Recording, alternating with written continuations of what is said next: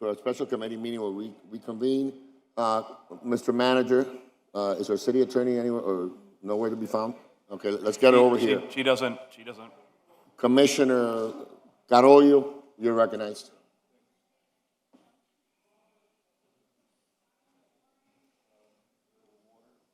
Yes, sir.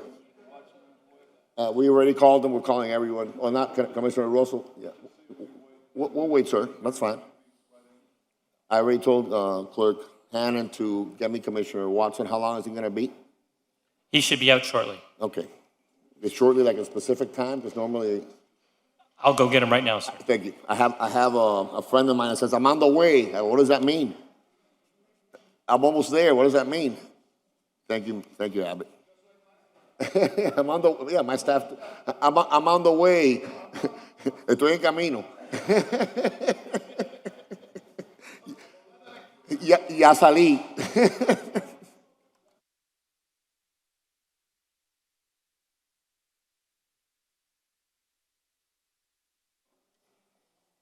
Hi, Commissioner. Commissioner Carollo, sir, you're recognized. Thank you very much.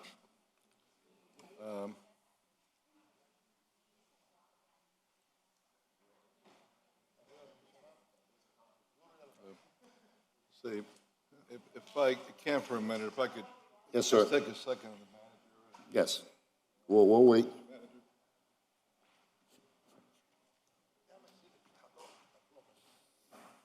I would hope a younger Robert Wagner, right? Careful, he's still looking for his wife. Yeah.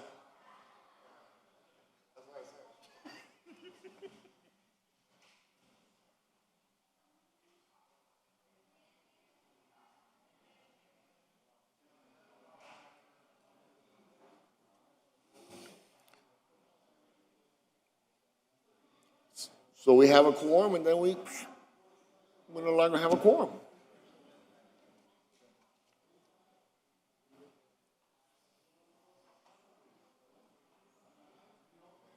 Let's wait for one more person, and we'll have a quorum. Oh, I'm sorry. Yeah, okay, Commissioner. He's talking to Commissioner Plummer. So we have a quorum. Commissioner Carollo, you're recognized, sir. Okay, hold on.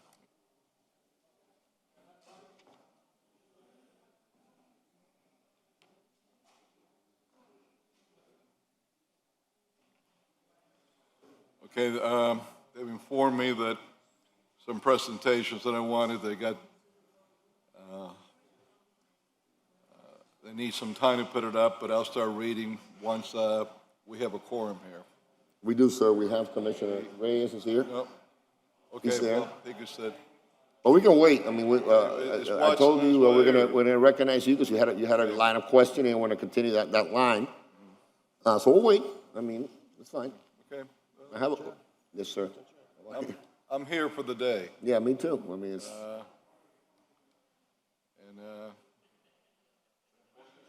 Yes, it is. Yeah, that's right. I gotta hook you up. Yeah. Yeah, you better be careful. You keep wearing that, and they might accuse Don't say it, you, don't say it, please, don't say it. They might accuse you of being part of that Cuban. You know what? Yeah, the Cuban. You know what? I like the cash look. By the way, it's for the casual look. It's pretty good. Pretty good. Okay. We're almost cousins anyway with your wife, you know. Yeah. She's Puerto Rican. Very close. Yeah. All right, let me begin where we left off. This is an article from the Houston Chronicle, June 26, 2018, that says, lawsuit claims City of Austin former Chief Art Acevedo failed to help rape victims. And it says, the lawsuit argued women who were sexually assaulted in Travis County and Austin were failed by the people sworn to protect them, and blasted government officials and actors who have instead disbelieved, dismissed, and denigrated female victims of sexual assault, failed to have DNA evidence tested for years at a time, and refused to investigate or prosecute cases of sexual assault against female survivors. The lawsuit named Acevedo for his tenure as the Capitol's top cop between 2007 and 2016.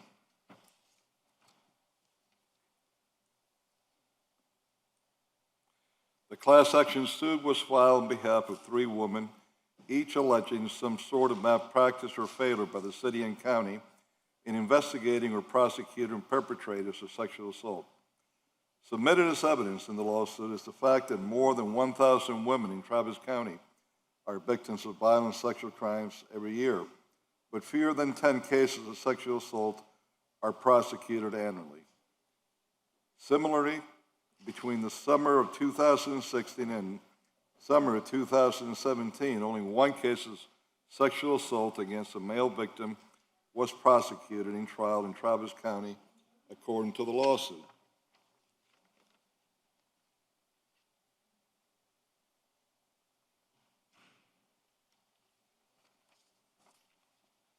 In another section of the class action complaint, Acevedo's time as Austin Police Chief is mentioned specifically in reference to a wall within the law enforcement agency that had photos of persons who submitted false reports of sexual assault. Officers posted pictures of these debunked female accusers on the wall as a matter of pride as trophies of their investigations, the lawsuit reads. Meanwhile, the vast majority of the other 92 to 98% of reported cases in Travis County either languished or were never presented for prosecution.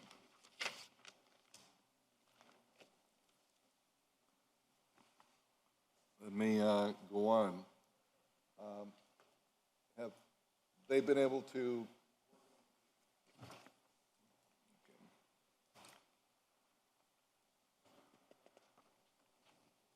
Here's another one that's from November 17, 2016, from the Texas Scorecard. Disgraced chief falls upward. The tendency of municipal bureaucrats to recycle disgraceful police chiefs from one city to another demonstrates why the power position should be elected. It says, a police chief, and this is how it begins. I read the headline. A police chief with a history of problems is being recycled from one cushy job to another, according to city reports. Acevedo leaves the capital city as yet another milestone in his legacy of disgrace. He was pressured to leave California Highway Patrol in 2007 following a sexual harassment lawsuit from a woman who allegedly had an affair with him. Afterwards, he was snatched up by the city of Austin and hired as police chief. Acevedo has been reprimanded several times for disobeying orders, including having his pay docked for speaking out about ongoing investigation to officers when told not to. In 2014, he exacerbated community relations for a tone-deaf comment in which he defended his officers for slamming a 19-year-old woman on the pavement for jaywalking, saying that sexual abuse by officers in other cities made his officers look good by comparison. Jump here, it says, despite his tendency to constantly put his foot in his mouth, Acevedo has not shied away from the public spotlight and frequently grandstands for liberal causes. Last year, he testified against both open carry and campus carry. He cut flack for his comments on the latter, in which he stated that it would be better. Let me go over that again, boy. He cut flack for his comment on the latter, in which he stated that it would be better for a sexual assault victim to undergo counseling following an incident than have the ability to defend oneself in the first place. And it ends by saying, after additional paragraphs. Acevedo's unpopularity with his community and history of controversy merely demonstrate why such a powerful position should be subject to the will of the voters, not the whim of municipal bureaucrats. That's the opinion of the writer of this article for the Texas scorecard. Now,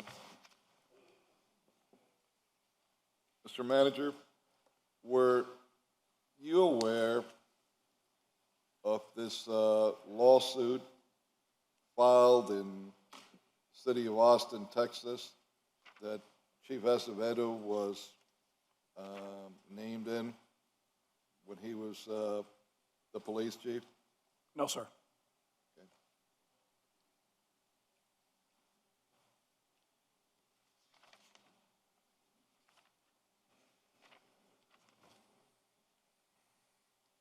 Were you aware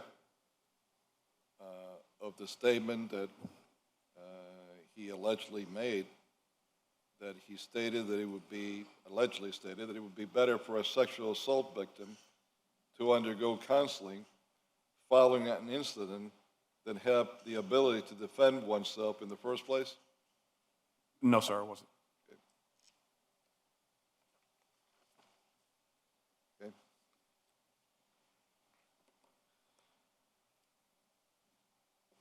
Next, this is from the Austin Chronicle.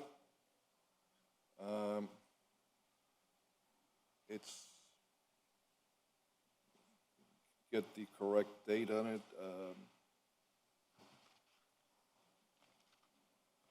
It's from July 1st, 2008.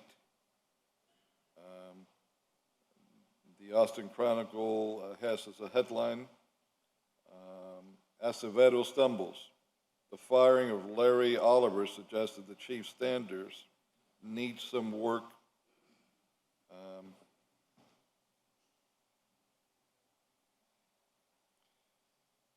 And he begins by saying his termination of Austin Police Department Commander Larry Oliver, the subject of a curious civil service hearing last week.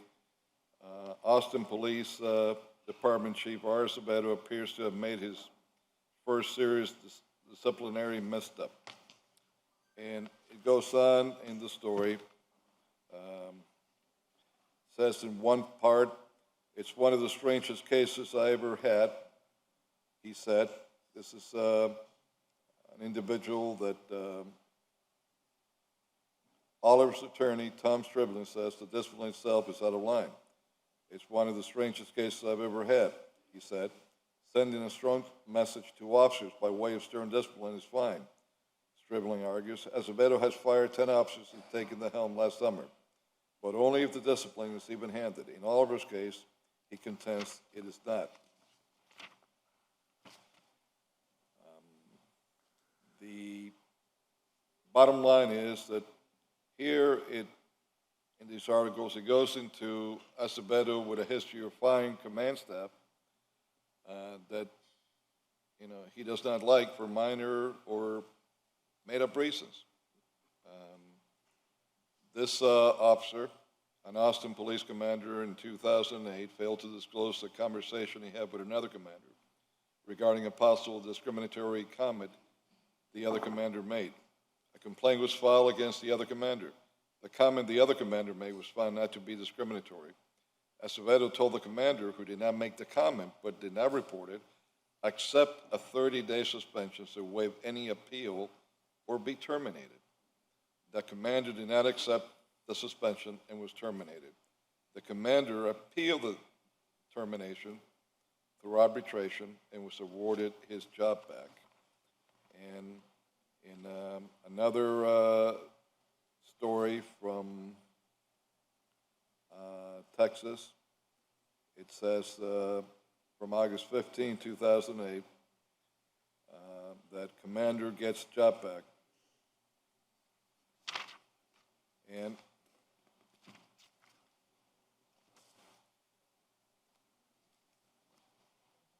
this one has to do with another officer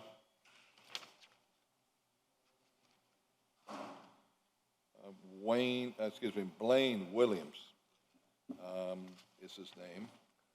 And the gist of it, from what I'm reading in notes from the lawsuit that was filed by this officer against the city of Austin when he was fired, is the following. An Austin police officer in 2013 was terminated by Chief Acevedo. That's the officer, Blaine Williams. Acevedo claimed he lied without any proof. The officer appealed the case to arbitration. The DIA investigator testified at the arbitration he was unaware of the factual basis for the untruthfulness. It's starting to remind me of the Papier case. Acevedo testified at the arbitration and was asked by the arbitrator to identify what the false statement was. Acevedo stated, "I believe he was dishonest. Our opinion was he was dishonest." Acevedo had no evidence the officer was lying, but terminated the officer for being untruthful. The officer won at the arbitration and was awarded his job back. And this, let me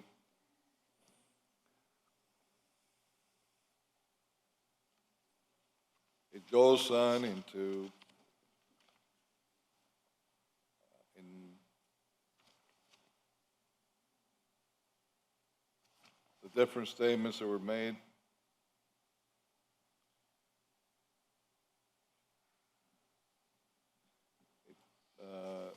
Ends by saying that, but accordingly, the honesty charge in the memorandum cannot be found to be true, and therefore is not substantiated. So we have another officer that got his job back for a false firing, allegedly. And here it says clearly that Chief Acevedo candidly acknowledged at the hearing that the honesty charge is based on belief and opinion garnered from statements during an interview and evaluated to be conflicting.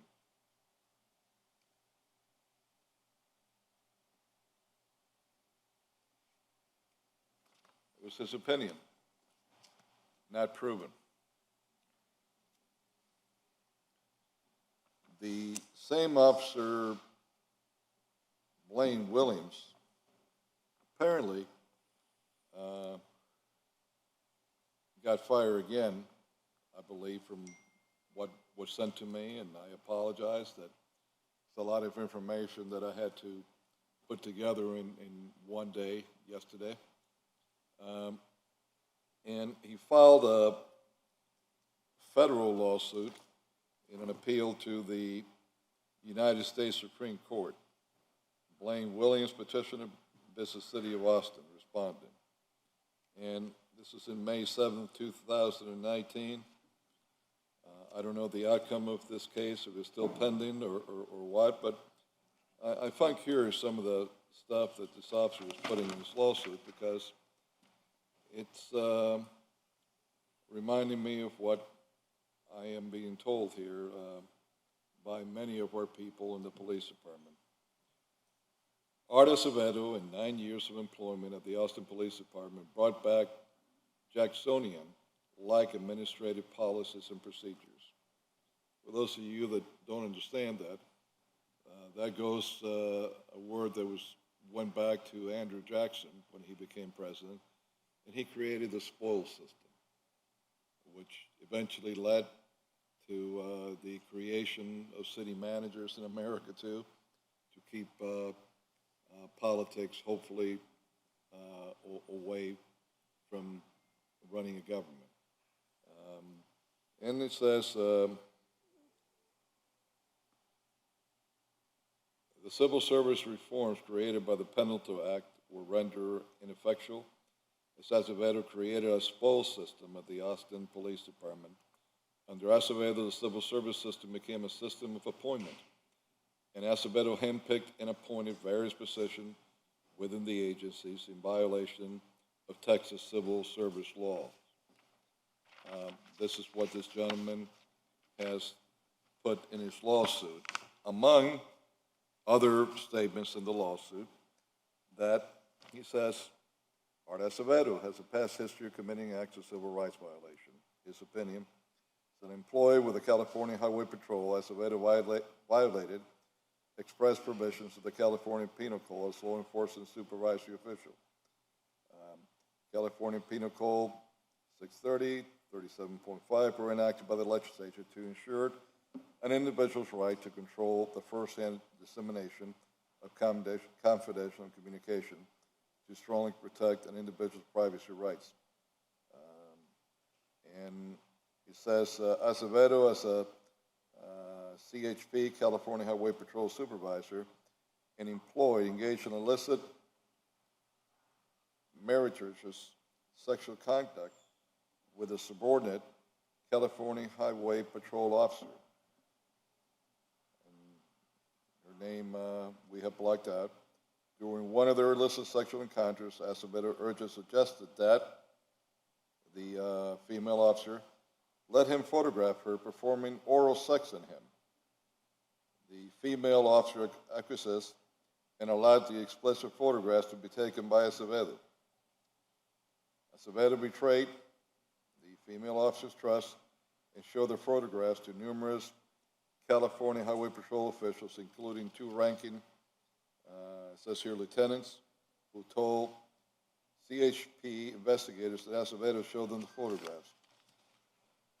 Acevedo, when called on the carpet, lied about the incident, tried to mitigate his conduct as being diminished because the photographs were discreetly kept in the glove box of his state-issued patrol unit.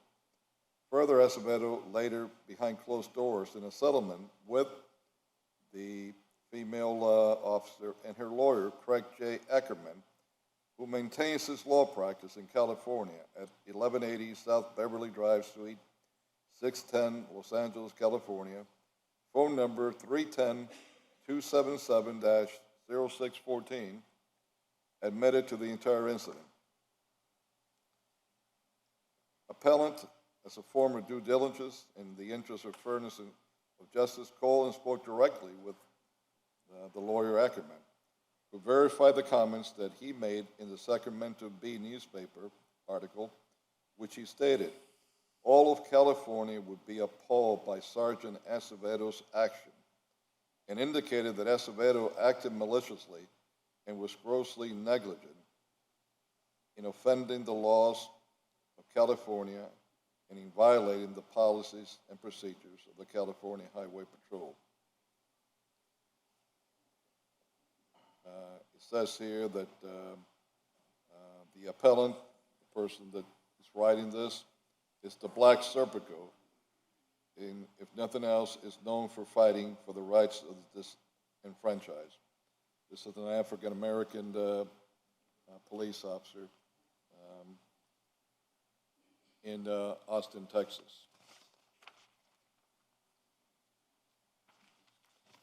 Furthermore, in the same federal case to the Supreme Court, it states that Acevedo is no stranger to the Fifth Court of Appeals, as he violated other police officers' rights, namely Tony Smith.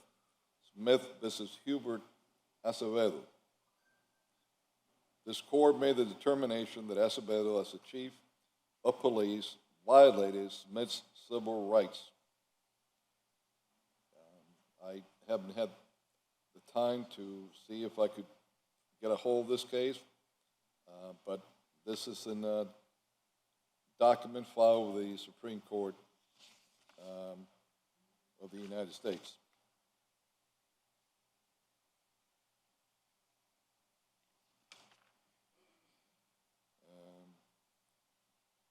And he says, appellant asserts that Acevedo retaliated and discriminated against him, et cetera, et cetera.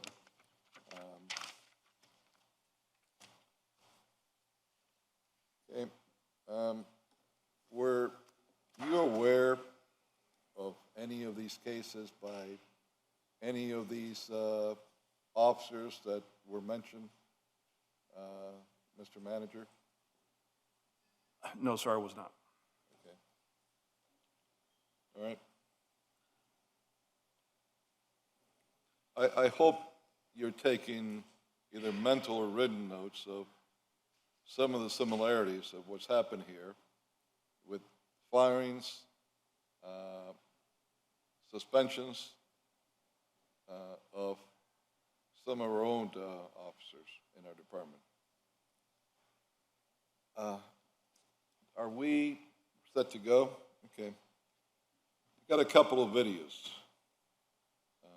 that I'd like for you to see, and I'd like for you to tell me, Mr. Manager, if you, even though they were not videos that were taken while Mr. Acevedo has been employed by the city of Miami, he was employed, I believe, in Austin, Texas, on these videos.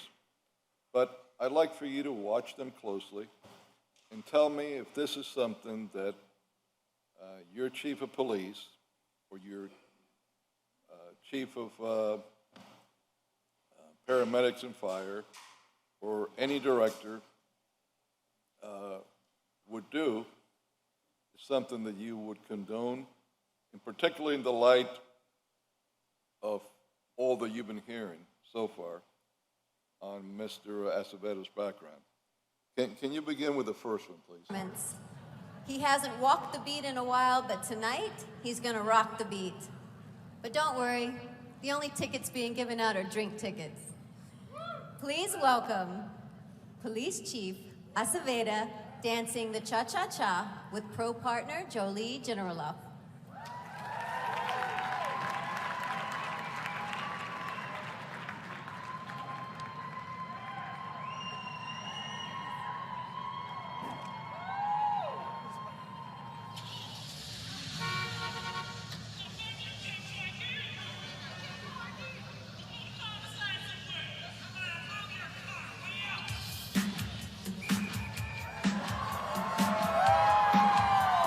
Excuse me, madam. You're standing still in a no parking zone. You don't get a move on this matter.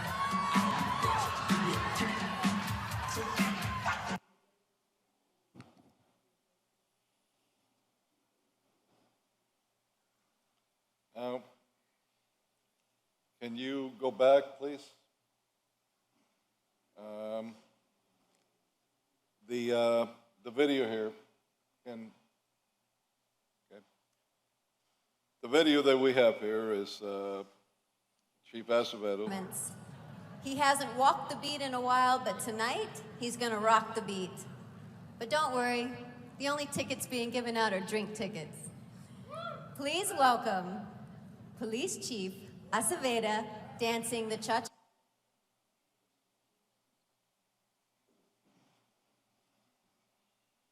Bottom line is you see the police chief there in Performance. full, He hasn't walked the beat in a while, but walking the beat, in full uniform when he was police chief in Austin, Texas. He's got a right to, do the cha-cha-cha and, dance and,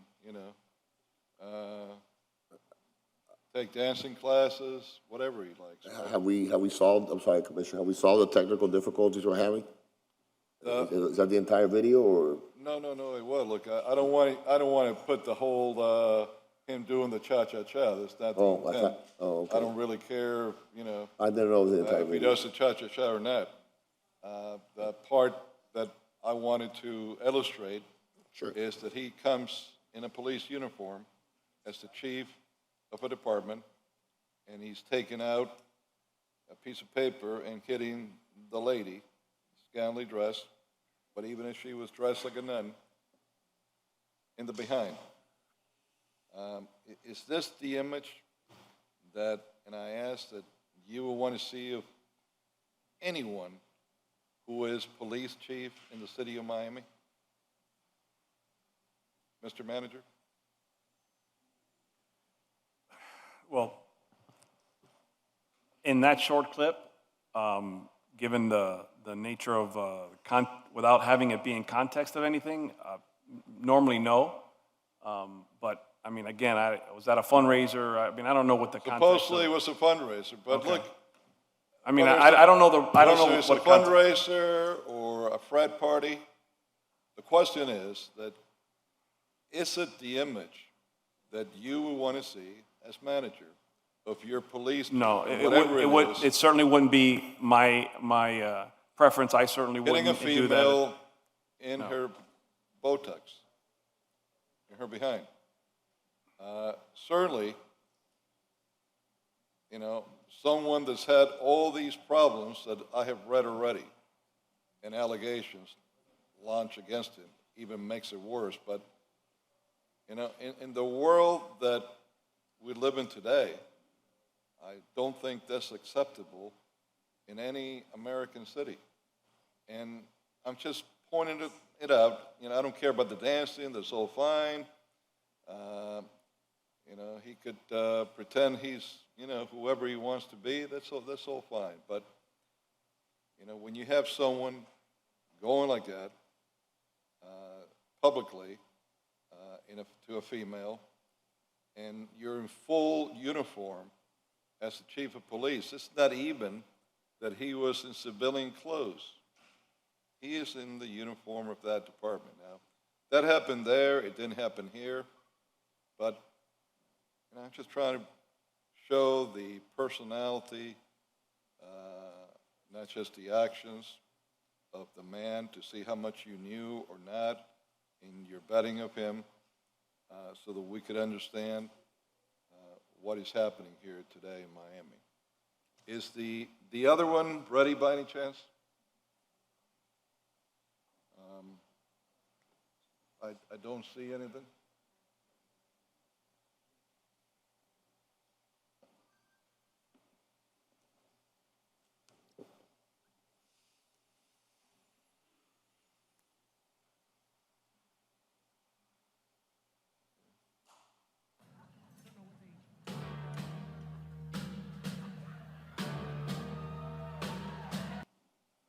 Okay.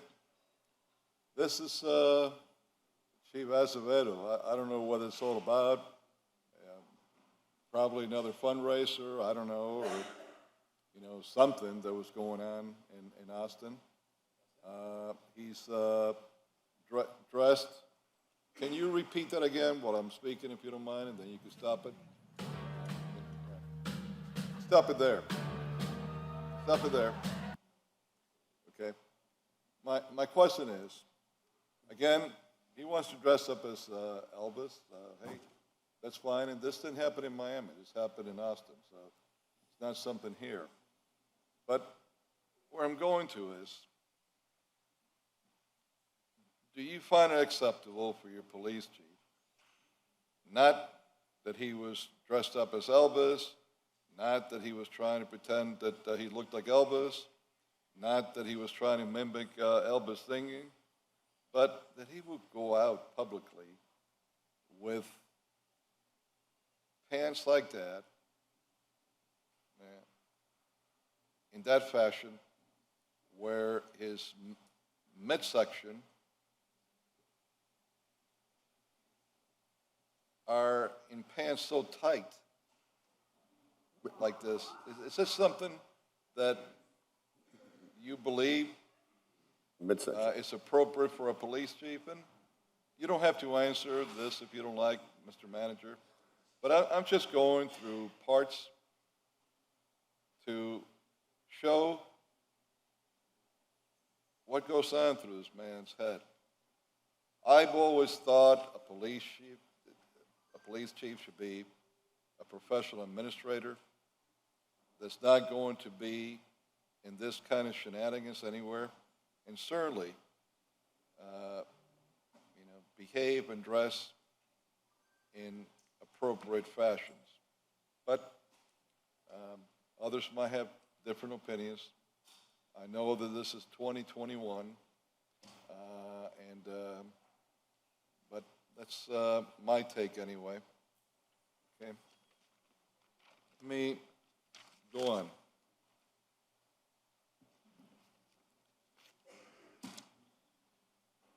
This is from, well, let me get the glasses, so small. KVUE television up in Austin, April 27, 2016. Chief R.S. Acevedo reprimanded. Doc, 5 days, pay. Austin Police Chief R.S. Acevedo's job may be in jeopardy, and he's been stripped of 5 days' pay after the city manager determined he failed to follow a direct order to stop talking publicly about an officer-involved shooting case during the internal affairs investigation. Weren't we recently accused of something like that by him? Or did I miss something? You know, I don't know. Maybe it's me. You know, I don't wear those tight pants. The only time that you would see me like that was when I played football, but that's because I had a jockstrap on. Then, let me go on. Austin Police Chief R.S. Acevedo's job may be in jeopardy, and he's been stripped of 5 days' pay after the city manager determined he failed to follow a direct order to stop talking publicly about an officer-involved shooting case during the internal affairs investigation. Now, I guess in Austin, what happens in Austin, he thought would stay in Austin. But it's what I've been saying, do as I say, not as I do. Then it says, according to KVUE's TV, Tony Prohesky, the action taken by Austin City Manager Mark Opp came after the chief's response to the shooting death of David Joseph. His case drew attention because he was naked and in the street when he was shot to death by an officer in Austin, Officer Friedman, said he shot Joseph because he charged at him. Chief Acevedo held a news conference in the days following the shooting with community groups vowing a speedy investigation into the death of Joseph. Soon after that news conference, the chief also visited the APD Training Academy to discuss the case. City Manager Ott said he told the chief in early March to not talk about the case until after the investigation concluded. In the memo obtained Tuesday, Ott accuses Acevedo of not following that order. That's why he's being reprimanded and losing pay. In the memo, Ott told the chief he's concerned about his performance and judgment unrelated to the shooting and warned him he could be fired if another incident takes place. Ott said he counseled the chief on his performance in the past, including once in 2011. Chief Acevedo responded to Ott's memo saying, while I disagree with the manager's reprimand, I recognize his right to exercise that authority. The manager and I have worked together for nearly 9 years. Disagreements are inevitable. I look forward to putting this behind us and continuing a productive partnership. Acevedo makes approximately $207,000 a year, so his 5 days without pay will cost him around $4,000. What did he make here again with benefits and everything? I think it was 435,000. More than double. 500 what he made, and something. 6 years ago in Austin. 528. Yeah, well, actually, a little over 5 years ago in Austin.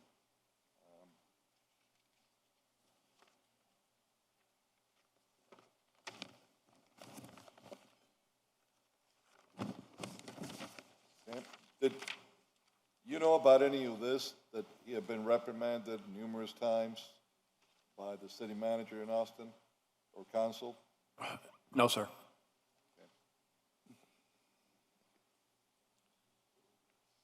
here is, let's see.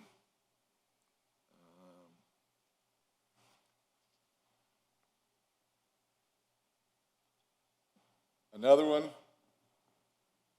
from the Texas Monthly. I don't know what publication that is in Texas. It is from June 4, 2020, and he says, the hero myth of Houston Police Chief R. Acevedo. He has become a national celebrity for publicly supporting the George Floyd protests. But Acevedo's record is decisively less progressive than his rhetoric. He says, it begins by saying, at a press conference on March 23, 2018, Art Acevedo, the Houston police chief, announced an aggravated assault charge against Philadelphia Eagles defensive end Michael Bennett. Who's the other guy we got here that loves to arrest football professional football players? Isn't that Javi Ortiz, the Chiefs' right-hand enforcer now? Okay. Interesting. You know, how these kind of personalities, you know, come together, or maybe like some say, birds of the same feather, flock together, or fly together, something like that.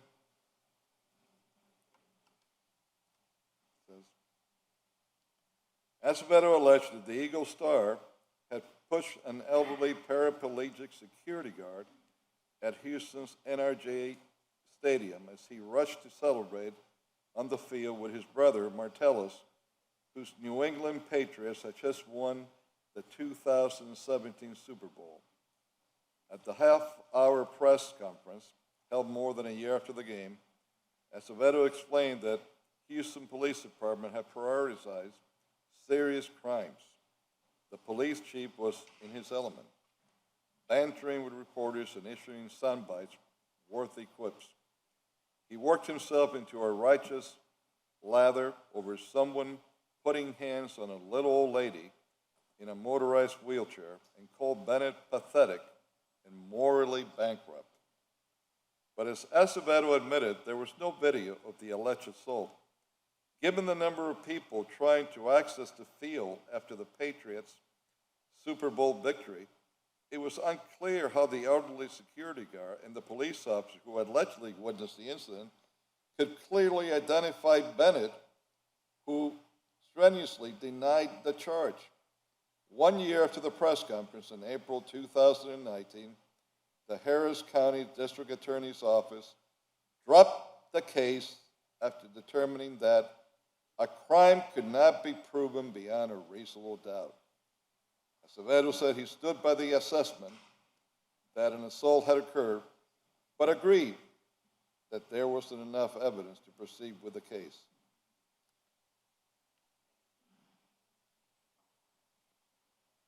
Says, this kind of grandstanding and moralistic posturing from Acevedo has drawn heat from local activists.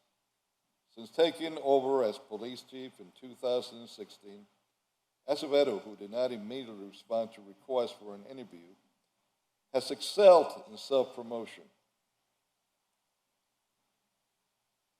Does that remind any of you of anything similar with Miami and what is happening here? Excelled in self-promotion.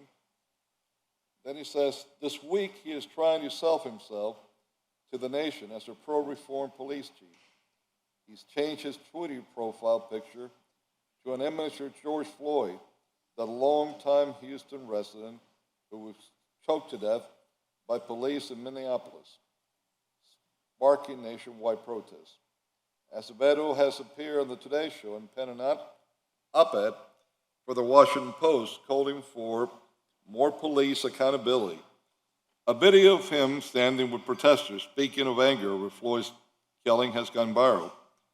But Acevedo's record is one of a police chief reluctant to make fundamental reforms. Consider the issue of bail reform. Acevedo has called for reform of the cash bail system, saying the decision to release suspects accused of a crime before trial should be based on their public safety risk rather than how rich they are.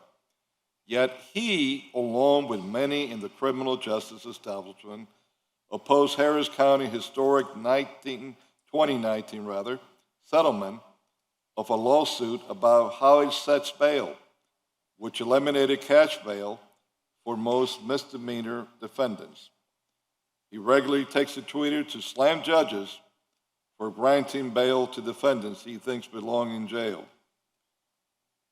Not even the coronavirus has softened his position. In March, when Sheriff Ed Gonzalez proposed waiving bail for a significant percentage of the 8,000 inmates in Harris County Jail to reduce the risk of an outbreak, Acevedo pushed back. He argued that anyone considered for release should be subject to an individual risk assessment, a time-consuming process.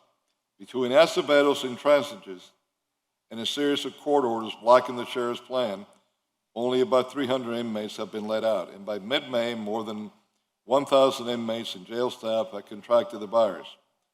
There are those of us that are trapped here in what could be Houston's largest death camp, just for being accused, just for being an addict, inmate James Walter Gandy told the Houston Chronicle. This week, Acevedo has tried to position himself as a friend to both protesters and police officers.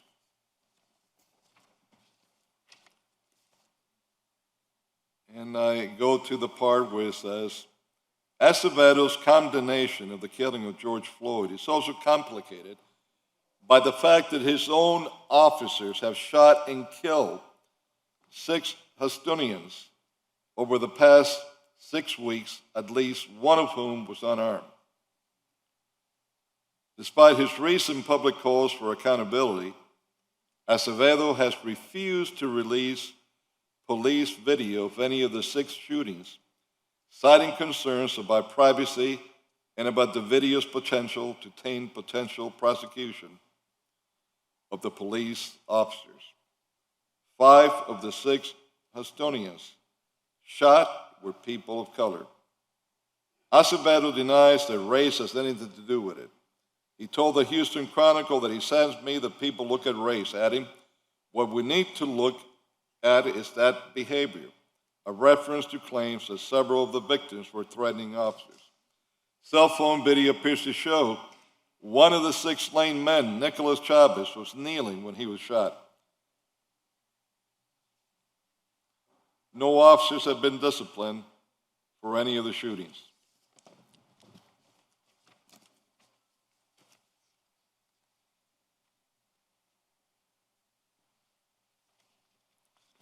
And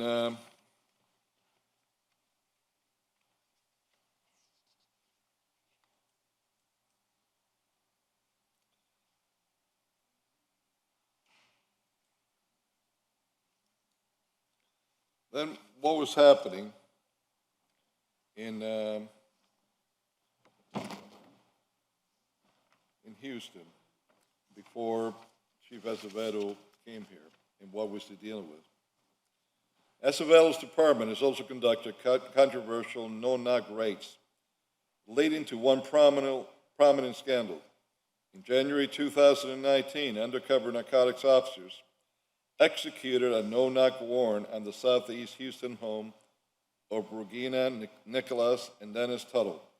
A gunfight broke out during which Nicholas and Tuttle died and several Houston Police Department officers were injured.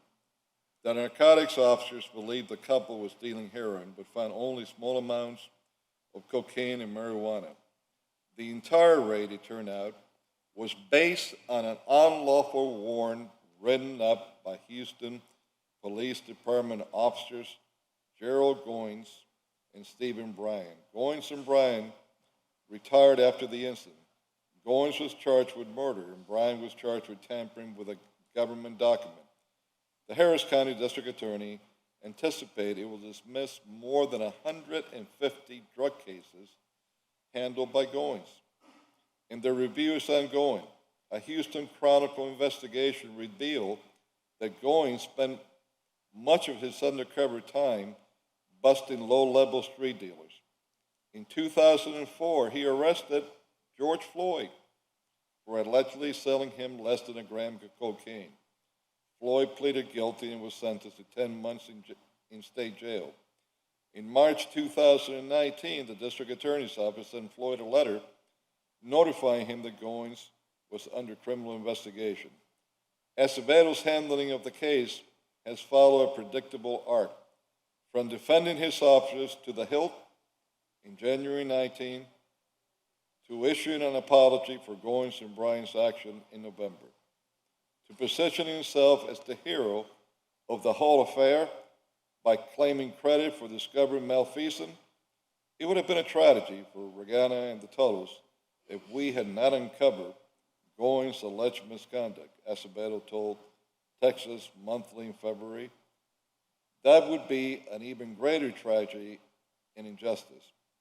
In February, Acevedo announced a series of reforms, including more scrutiny of no-knock raids and tighter supervision of narcotics operations. The families of the married couple killed in the raid remain unsatisfied. On Wednesday, Regina and Nicholas' brother, John, wrote an op-ed for the Houston Chronicle calling Acevedo to release the forensic and ballistic reports from the scene of the raid, fully investigate the entire narcotics division, be transparent about the state of the case against Goins, and Bryant, as Houston Mayor Sylvester Turner and Acevedo planned for their next news conference to comment on public safety in some faraway place or even in Houston, we asked them to take a moment and remember that our family is still awaiting their answers to our questions, Nicholas writes. Like Nicholas, many Houstonians say they are tired of their police chief saying the right thing in public, but allowing the same problems he speaks against to fester behind closed doors. It's time, they say, for Acevedo's actions to be as bold as his words. This is, again, June 4th, 2020, in the Texas Monthly.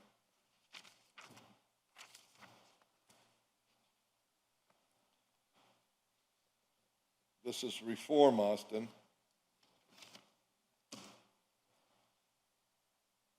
Is Houston Police Chief R. Acevedo running for political office?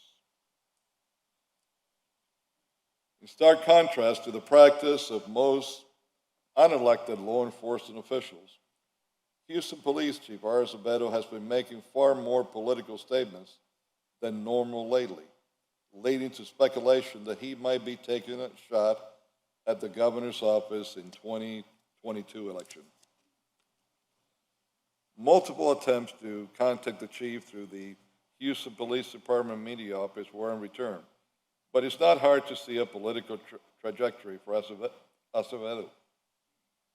Since taking the office in 2016, he has launched a national profile far above and beyond what is typical for a police chief, even of a city the size of Houston. Though a lifelong Republican and Cuban American, Acevedo is generally regarded as far more left-leaning than most of his party, to the point he actually holds the term Bryant Republican in name only as a point of pride rather than insult. It's not what he told me when he first came in here, but I'll leave that for the Miami side.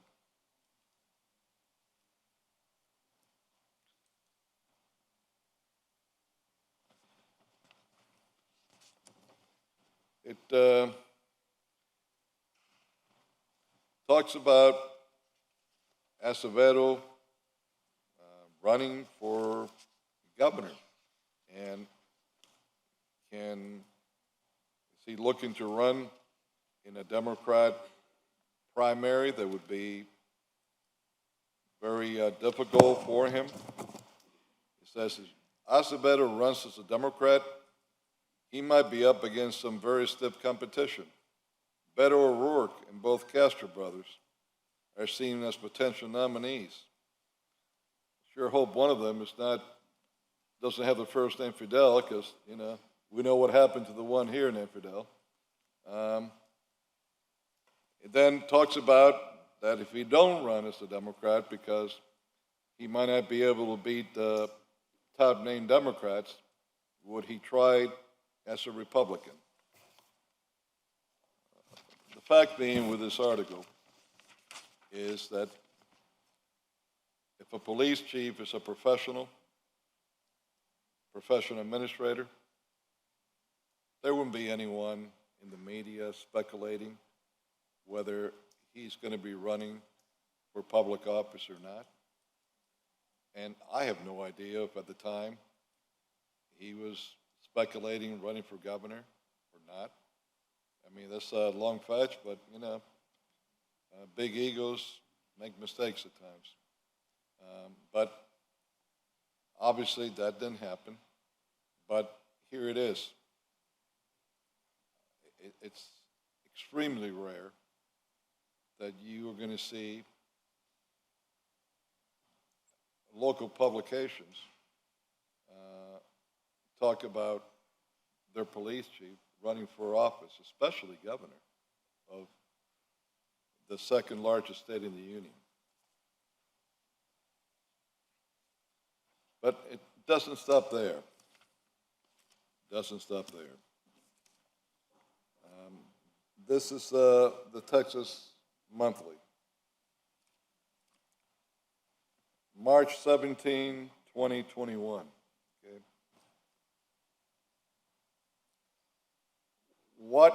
Why is Art Acevedo leaving Houston? Political insiders say the police chief's move to Miami follows a turbulent year in which his hopes of being elected mayor began to look delusional. Well, it seems that a lot of people in Texas were looking at Acevedo as the politician that was the police chief. And it says,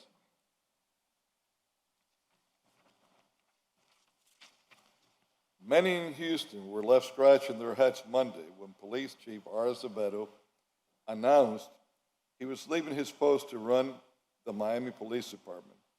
For starters, the Miami Police Department is much smaller than Houston, with about 1,400 officers to the 5,400 Acevedo currently oversees. The move seemed more appropriate for someone contemplating retirement rather than a high-profile career, which the media-savvy Acevedo has clearly coveted since arriving in Houston from Austin in 2016. And then there was the weird secrecy. Few in Houston, including Mayor Sylvester Turner, knew of Acevedo's plan ahead of his public announcement. Neither did many politicos around Miami City Hall, where Acevedo had never been publicly identified as a candidate for the job during the city's 6-month search. The process bore none of the transparency typical of police chief hiring cycles. Earlier this year, by contrast, Eddie Garcia underwent a public vetting before leaving the San Jose, California department and moving to Dallas, where he immediately proclaimed his loyalty to the Cowboys. We wanted to ask Acevedo whether he's been a closet Dolphin fan all these years, but he declined to be interviewed. He has stated that he initially rejected the Miami job offer and that his decision to ultimately accept it was a journey of faith. He says he leaves Houston with regrets, and as a parting shot on Tuesday, predicted the city's homicide rate would rise this year under his replacement. While the Miami move initially seemed bizarre, it is perfectly in line with Acevedo's personality. He is a showman first and foremost. He loves the camera more than Sheila Jackson Lee, crack one statewide political leader comparing the chief to the Houston congresswoman known for her passion for the media. Acevedo is also a cold-eyed pragmatist when it comes to his opportunities.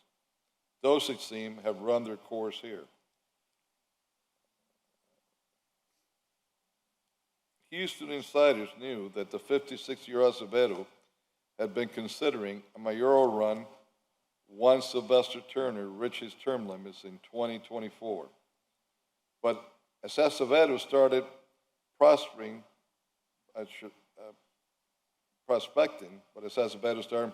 for supporters, the response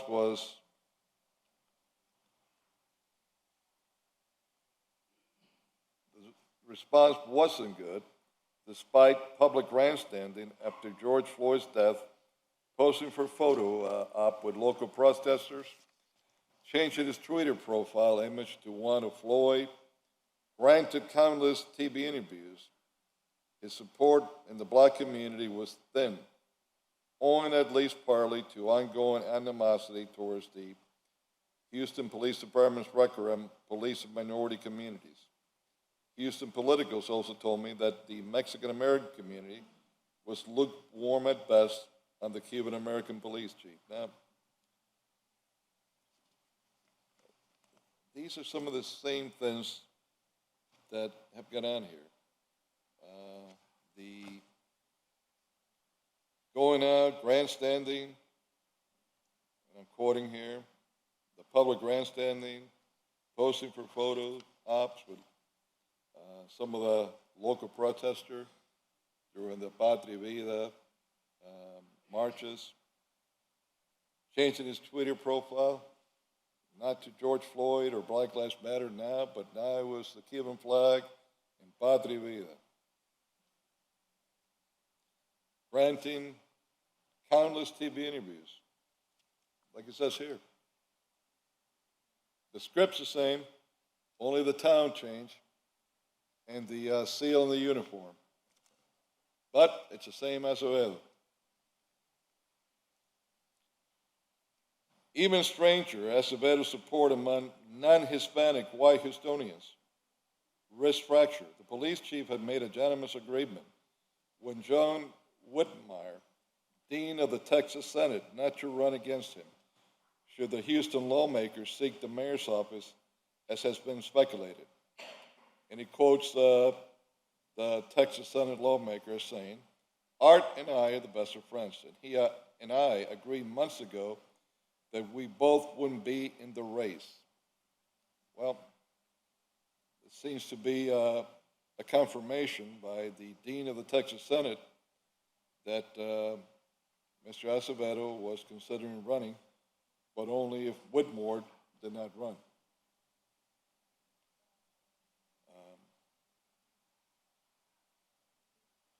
Maybe all of these obstacles would have been surmountable if Acevedo's rhetoric as a reformer had matched up with the reality.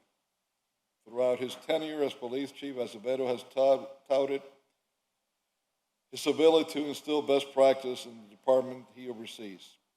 Last August, he told the New York Post that good policing is a matter of doing everything you can to have the right people in place, the right leadership in place, the right policies in place, the right training in place, and ultimately the right relationships with the community that you serve. But in the early months of this year, policing incidents during Acevedo's tenure began to garner unwanted attention for him.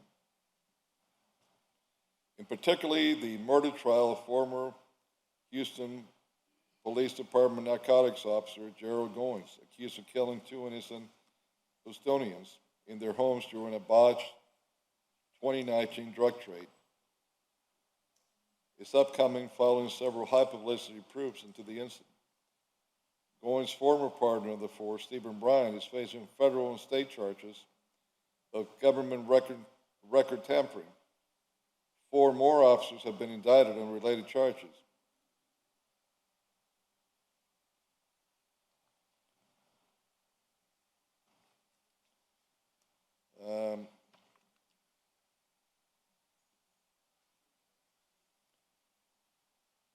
A lot of eyes were off the ball and the cops were going rogue, said one former criminal defense attorney.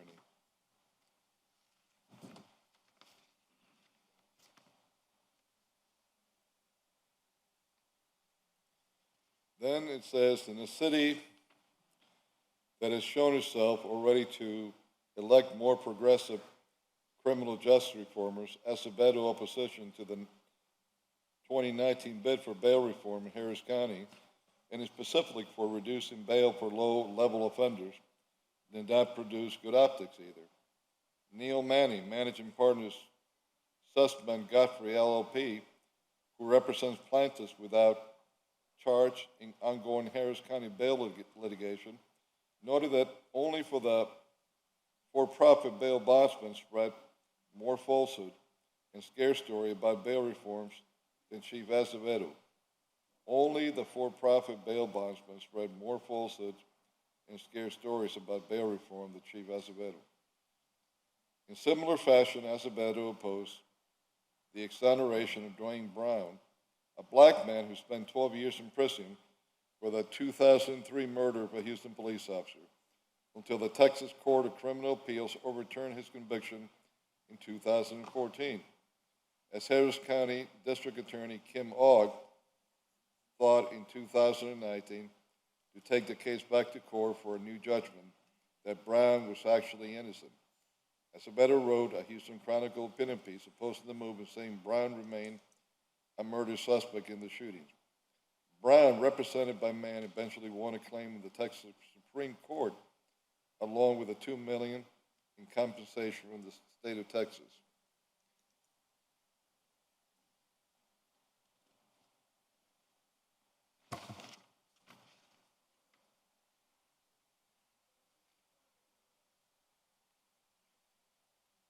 And he finished by saying, Houston needs a police chief who will question the status quo. He adds that the city must undertake a transparent hiring process. Miami, he noted, just hired a leader who didn't formally apply for the job. Process questions are important, Katz said. They set the tone for the openness and the leadership of the department. Let Mayor Turner take note. That's the Houston mayor.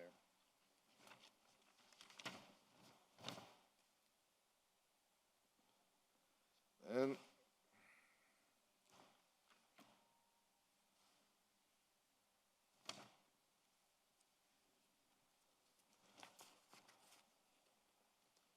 let me go into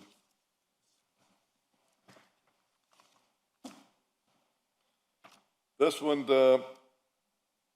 Manager. By the way, Mr. Manager, did you know of any of these stories that Mr. Acevedo had been considering running for mayor of Houston? No, sir. Okay. This one you should take notice. It's an email I received Friday, September 17, this year, 9:54 in the evening. I just read it yesterday for the first time. It did have a telephone number. I contacted the number that I was given to ascertain that it was real and was not a fake account. It's from a gentleman named Stephen Leatherman. He, I believe, is an attorney now. And let me read to you what he says, because this goes along with some of the stuff that's been going on in Miami. Dear Commissioner Carollo, my name is Steve Leatherman, and a friend forwarded me a video of the Miami Council meeting. You seem less than pleased with your new chief of police. I spent almost 36 years on the Houston Police Department, and 28 of those as a senior sergeant. I am also a lawyer. In my opinion, he ruined a great department.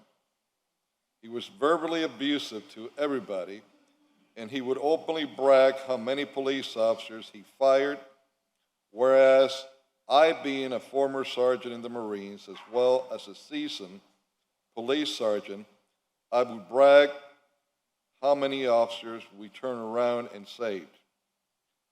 I have a few specific cases of Chief Acevedo's gross incompetency, failure to take action, and failure to supervise, which actually breaks the law, and this includes his little attorney friend, Ann Spiegel.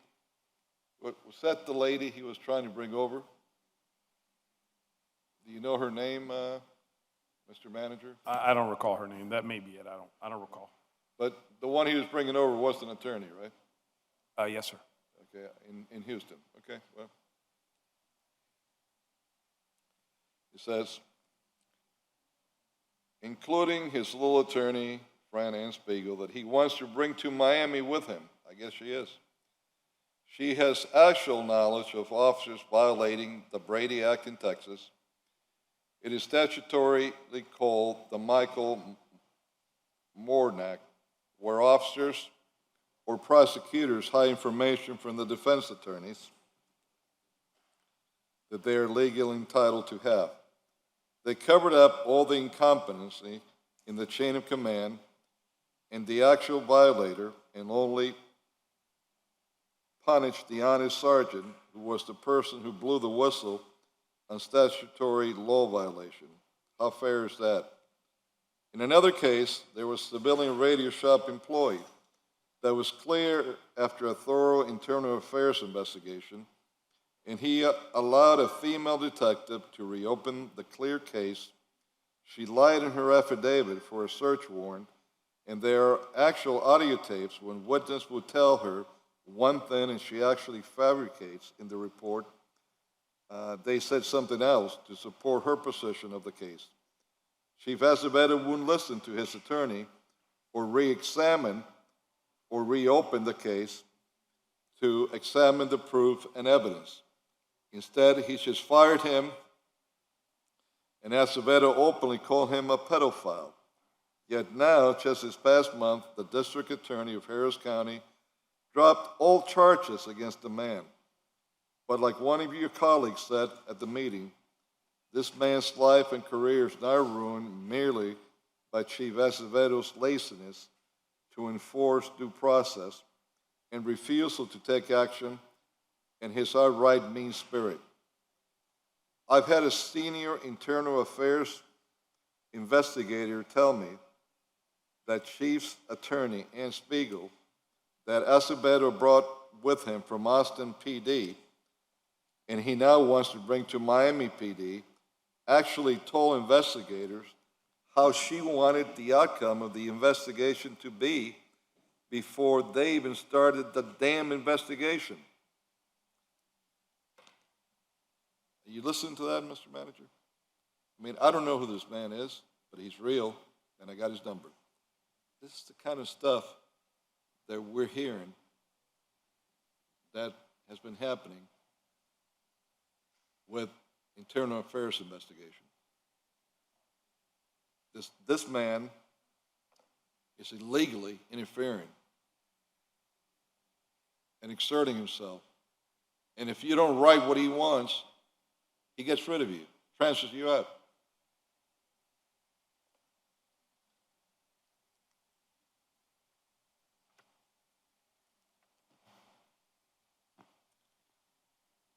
Is that fair and objective investigation? In due process, I ask you, she should be disbarred. God help your outstanding Miami police officers if she is allowed to be on this headhunting legal team. She has no honor nor integrity. If you are truly interested in more details, feel free to contact me. Chief Acevedo beat every officer's morale down. He brought Heather Morris there for a personal reason. Is that the deputy chief that he brought? So I haven't even had the courtesy ever that he would call me to bring her to introduce her to me. But I'm just a commissioner, so why should he, you know?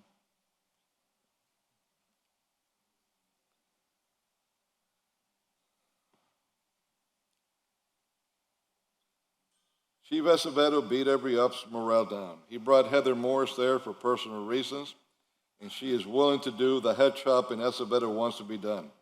I trained her as a sergeant when she was promoted. Chief Acevedo is a dictator.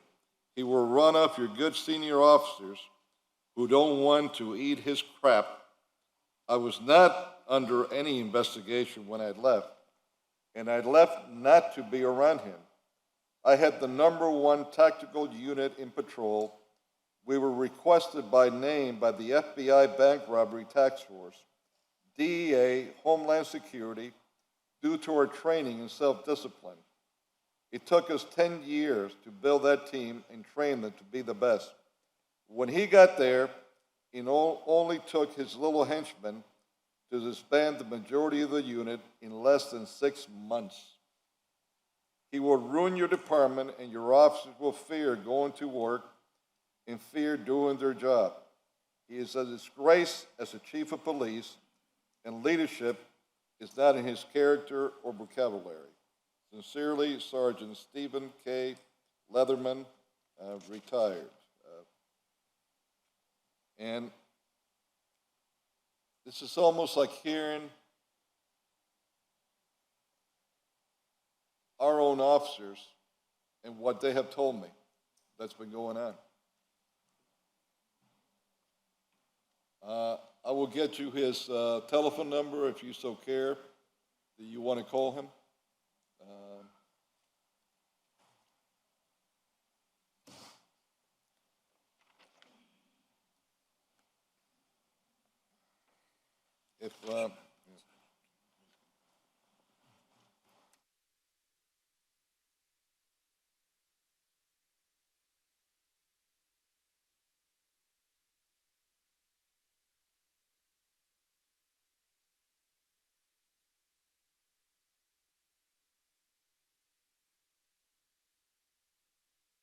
I'm not sure, Commissioner, he moved to give me the chair until he comes back. In my suggestion. Yeah. So, okay, what I'd like to suggest, since we had called at 11:30, is to go ahead. Commissioner Carollo has a number of documents to read. I'd like to go ahead and move to give the public time that is here, time enough for those who've been waiting at this point to allow you to line up and speak. If not, we've not had sign-in sheets, no? Yes, sir, we do have speaker sheets. So you can call out to that end? Is that what you're gonna do?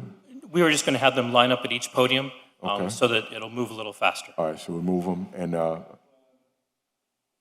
If I could just state in the record, the resolution that Commissioner it's still open. Reyes was going to put was read into the record already. Okay, And after he's done, after we vote on that, then I will present the one that I would like to bring to the commission under the charter. so you want him to read it into the record now, or? No, we He's can already do read that. it, right? He read So it that into the record that- already. Right, it's still live, right?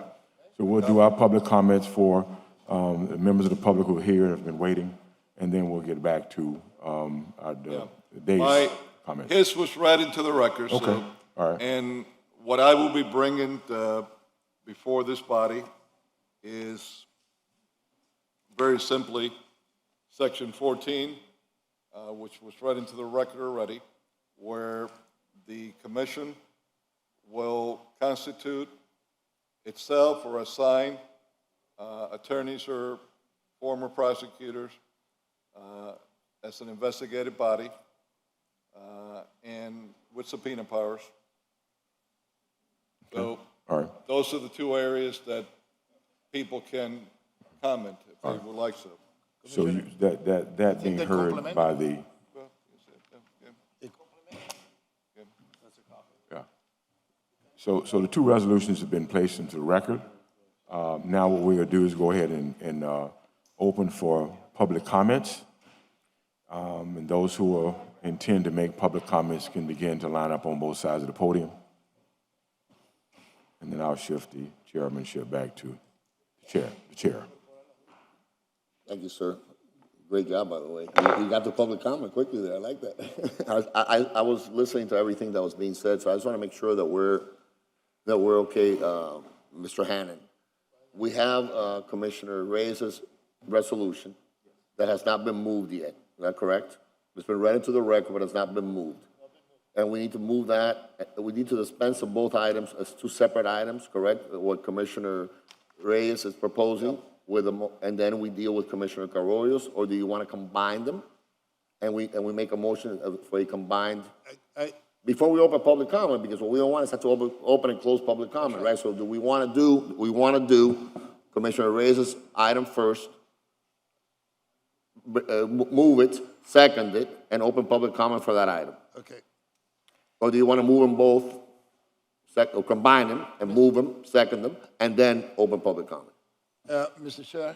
I just want to know what he says, and then No, I'm no, going but to recognize you, just- sir. I It's just- what you want to do too. It's your item, so, you know, if you No, want no, to do no, it. no. What I want to say that we can, instead of moving one and moving the other, they are not, against each other. They're not, one could be incorporated into the other one, because what Commissioner Okay, Arroyo okay. is saying, basically, it's what we're saying, but I'm being specific what I want them to analyze. If procedurally we can do it that way, we combine them, we bring it up, Two different things. Yeah. Well, We're bringing in the right, So, Mr. right. Chair, But you want to combine them? Mr. Chair, Oh, yes, sir, I'm let sorry. me just say, before you try to do that, everybody's going to speak now is going to speak to the issue of the special meeting. Yes. So let them do that. Those Okay. two resolutions are live. Right. We'll come back, but Okay. everybody that's going to speak We now. can they're do that. I gonna just want to speak make sure that the special public is aware of what Commissioner Carollo wants to do and what Commissioner Reyes, we already know, so everybody's aware of that. So we're going to open up public comment. They've been sworn in, they don't need to be sworn in. All right, so let's open public comment. You're recognized, sir. Good afternoon, and thank you for your patience. You need to turn it on, sir. No, you need to turn on the microphone.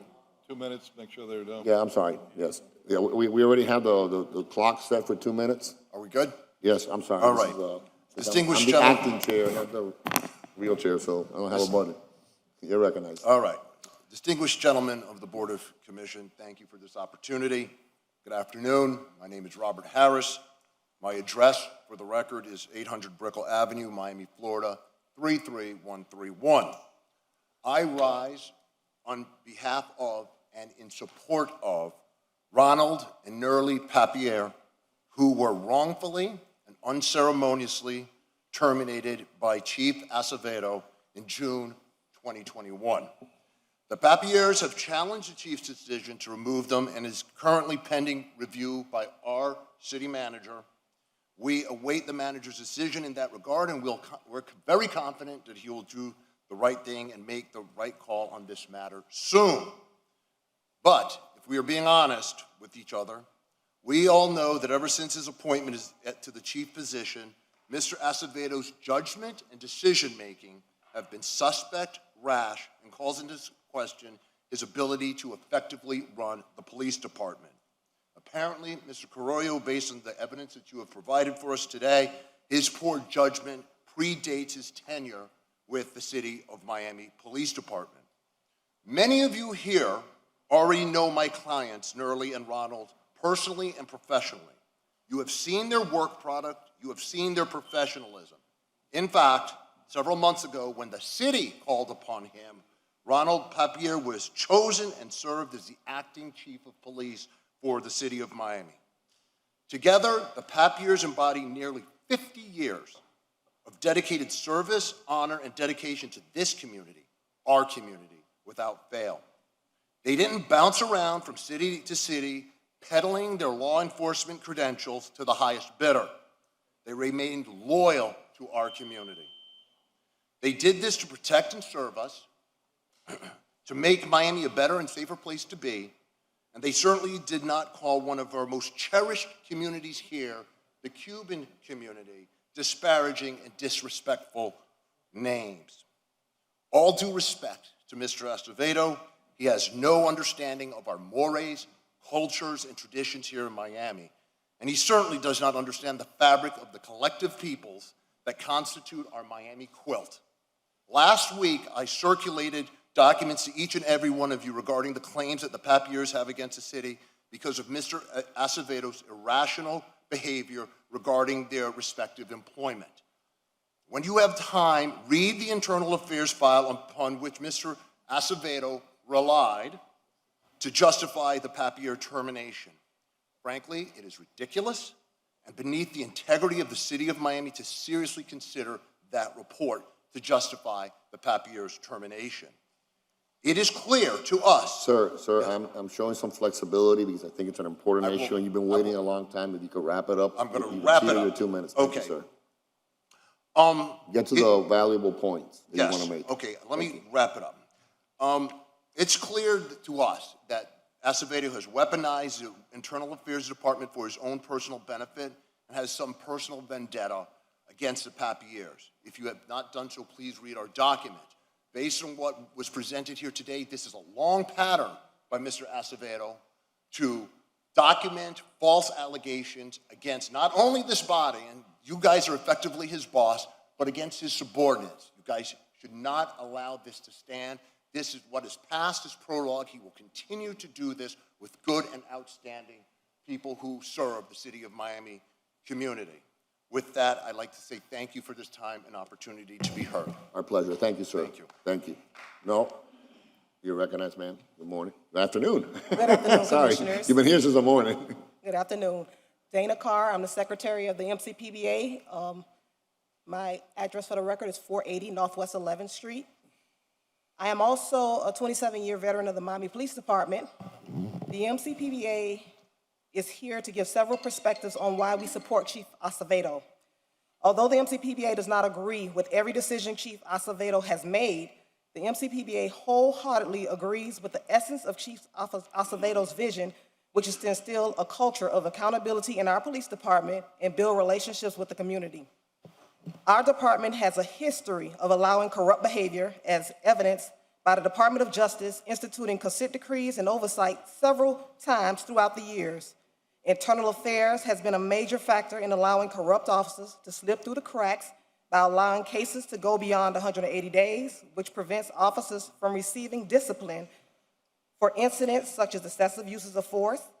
At times, investigators fail to properly investigate IA cases by not interviewing witnesses or mischaracterizing witness statements to benefit the officer under investigation.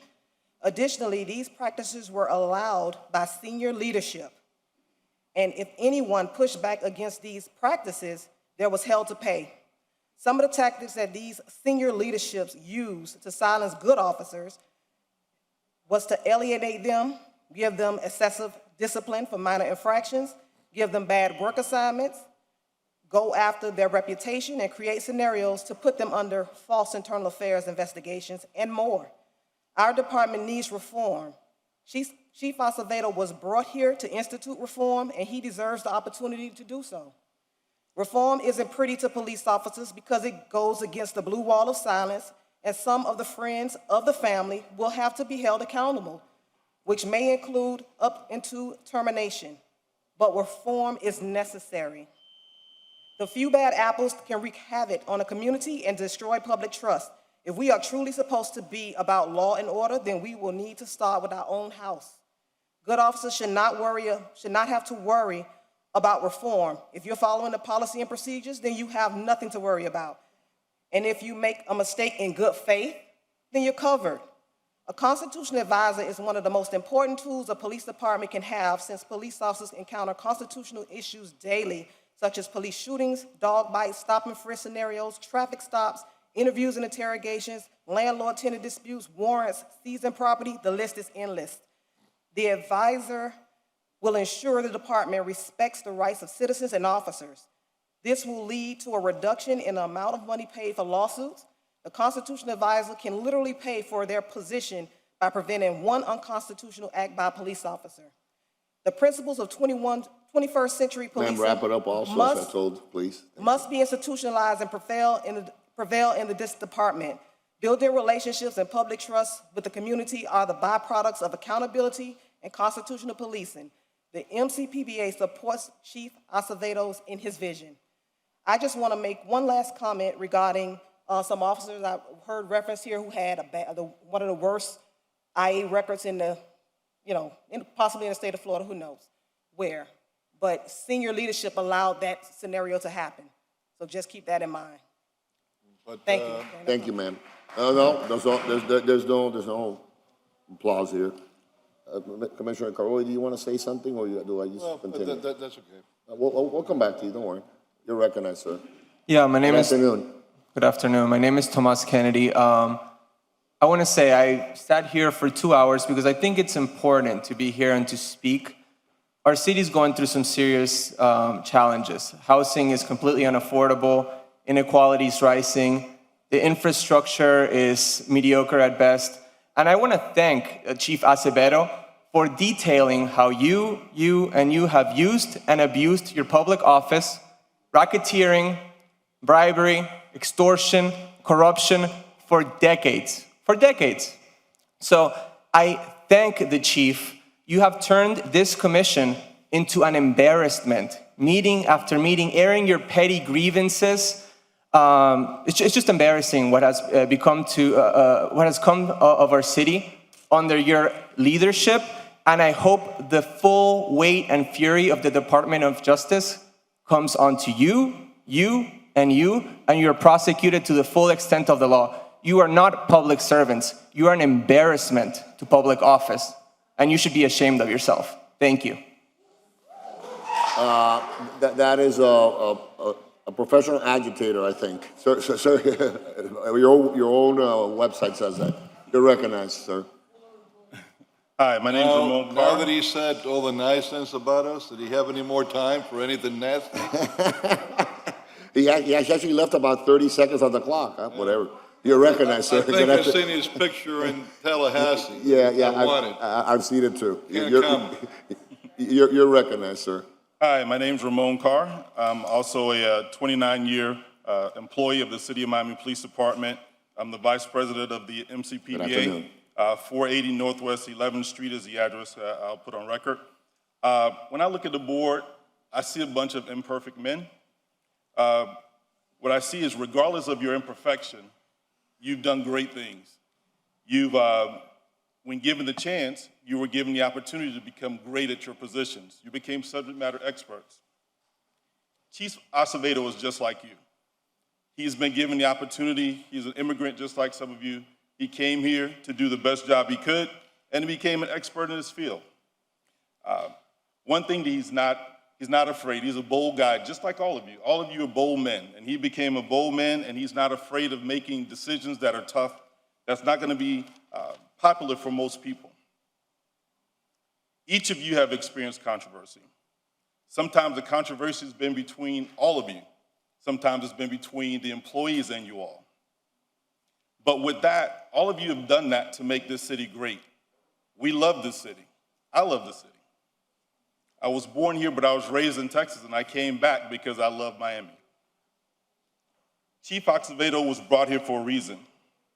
It took courage for the city manager to understand that one day, today might happen, that his pick was going to be challenged by all of you. But he made that choice. And he made that choice because the options that we had, I guess when he looked at them, he said, those finalists are not what I need. I need someone that's going to do something that's going to be bold, that's going to change the tide. You know, we're at a paradigm shift in the police department and in policing in general. With that paradigm shift, there's going to be people that are going to be upset. And even in our department, we came here before to talk about all the things that were happening in internal affairs, the racism, the harassment, the cronyism, and I'll wrap it up. Give me 30 seconds, please. Yes, sir. The fraud that occurred, the subculture that exists within our police department. It's happened in other police departments around the country, and it's bad for us. We have an opportunity here to change the culture and to do something great. He's not going to be the greatest person. He's not going to be the most fun-loving. He's not going to dance to the beat of the drum of the city of Miami. But what he's going to be able to do is give us an opportunity to press the reset button. And I challenge you all to, whatever you guys think that he should be doing, talk to the manager. I think the manager is a very astute person who was given this job to be able to overlook the city of Miami. Give him some professional advice on what you believe that a chief of police should look like, and I'm sure he'll listen to you.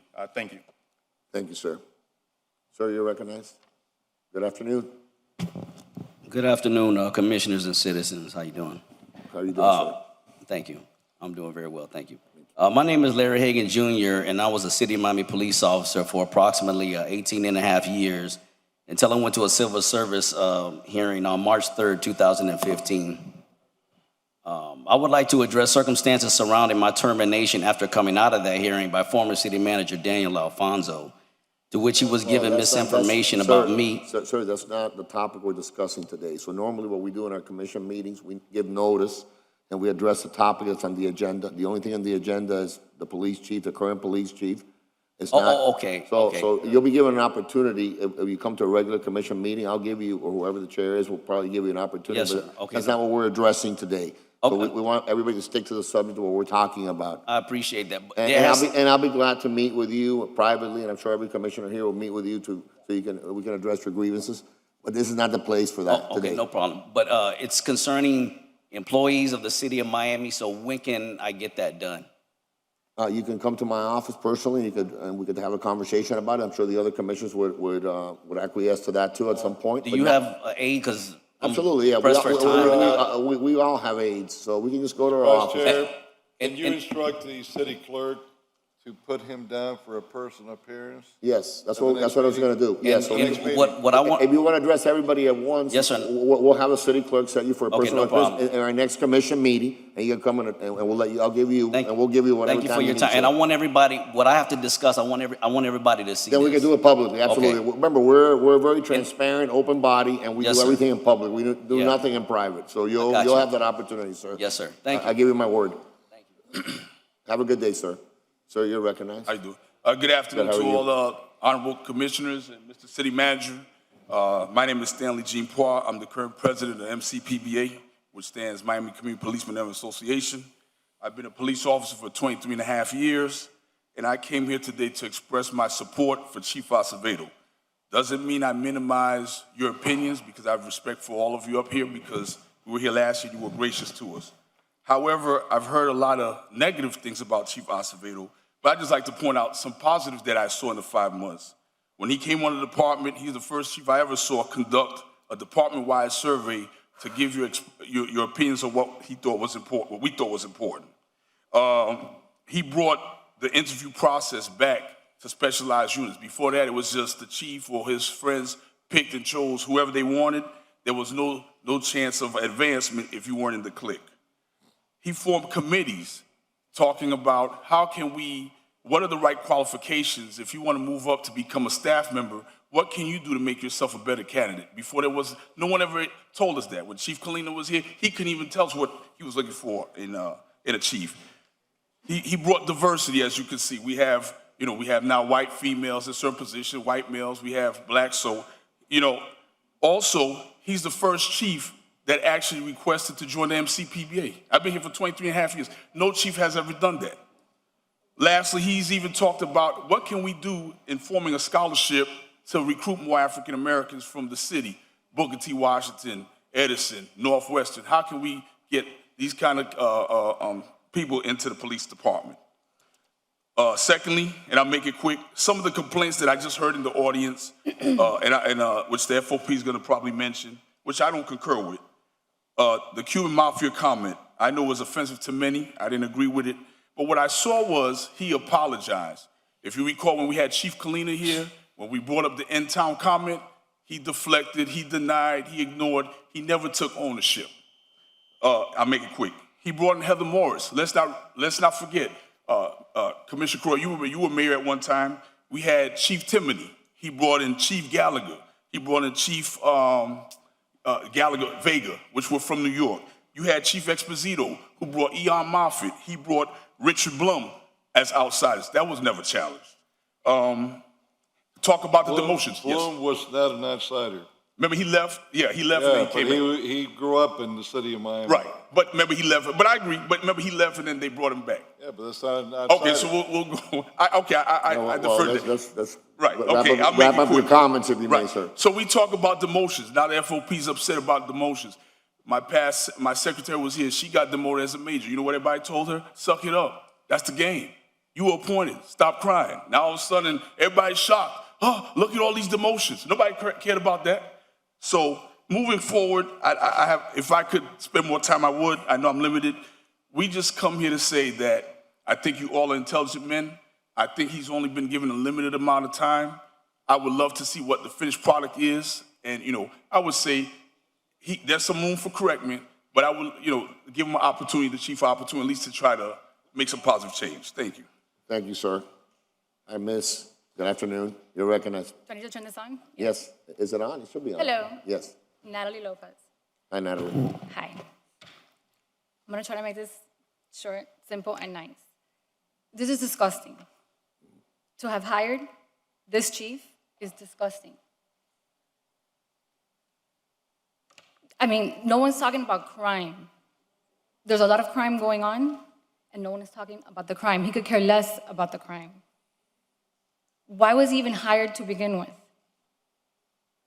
Not only is there Google, but there's social media, there's Facebook, Twitter, Natalie Lopez, who everything Just speak closer to the mic. everything that you said, I tweeted that before he was sworn in. I mean, a shorter version of it, of course. So why was he even hired to begin with? So the problem is not the chief, it's the problem who chose him. Who chose him? That is the problem, which is the mayor, who clearly does not have the priority of our safety when he chooses people. Well, the mayor's not here, so I understand that. try to limit the personal comments. I think it's important. It's not personal. Well- Who chose him? Continue, Natalie. Who hired him? Continue, Natalie. That's all I'm going to say. Thank you very much. Thank you for your comments. I miss. Good afternoon. Tangela Sears, Florida Parents of Murdered Children. I am here in support of the chief. I did not agree with the process. And the commissioners that's complaining today, I spoke with you all during the process. You supported this. I don't know what went wrong. I don't know what he did not do. But it is time that we move forward with the business of the city of Miami. We have people being killed daily. We need to deal with these issues. Today is a waste of time in the city of Miami. Thank you, Miss. No applause, sir. Okay. Hi. Good afternoon. Hello. How are you? Mayra Jolie here. All right. I think Art Noriega is your name? That's his name. You are designated to take the hit? Apparently, because we are talking about everything about Art Acevedo. Apparently, he's great, according to the people in that line. But he's great for Texas. Keep him there. We have police officers here who have been through thick and thin. And if you're going to tell me that you couldn't find one police officer that could take that place of chief of police, that you have to go and transplant somebody from somewhere just to bring it here? ¿Para qué? ¿Para que entren por el aro? Where is the mayor when we need leadership? He is the one who picks him, handpicked. He's friends with the mayor of Texas or Houston, and he decided to hire him. People, where is he? No, Alex. Don't tell me he's not here, because that's the issue. He was the one who hired that guy. He's used the police force, he's using the city clerk, he's using the city attorneys, and now we have to just keep it like that? He's taking the hit for it? He doesn't know anything. He doesn't know how he was hired. He doesn't know anything about his past. He doesn't know anything. How can I, in my office, hire people, and then I'm gonna just come here at the microphone and say, I didn't know? How many other people didn't anybody know? Do we remember the press secretary for the mayor of Miami? Do we remember him? He was resigned, fired, retired. What was it?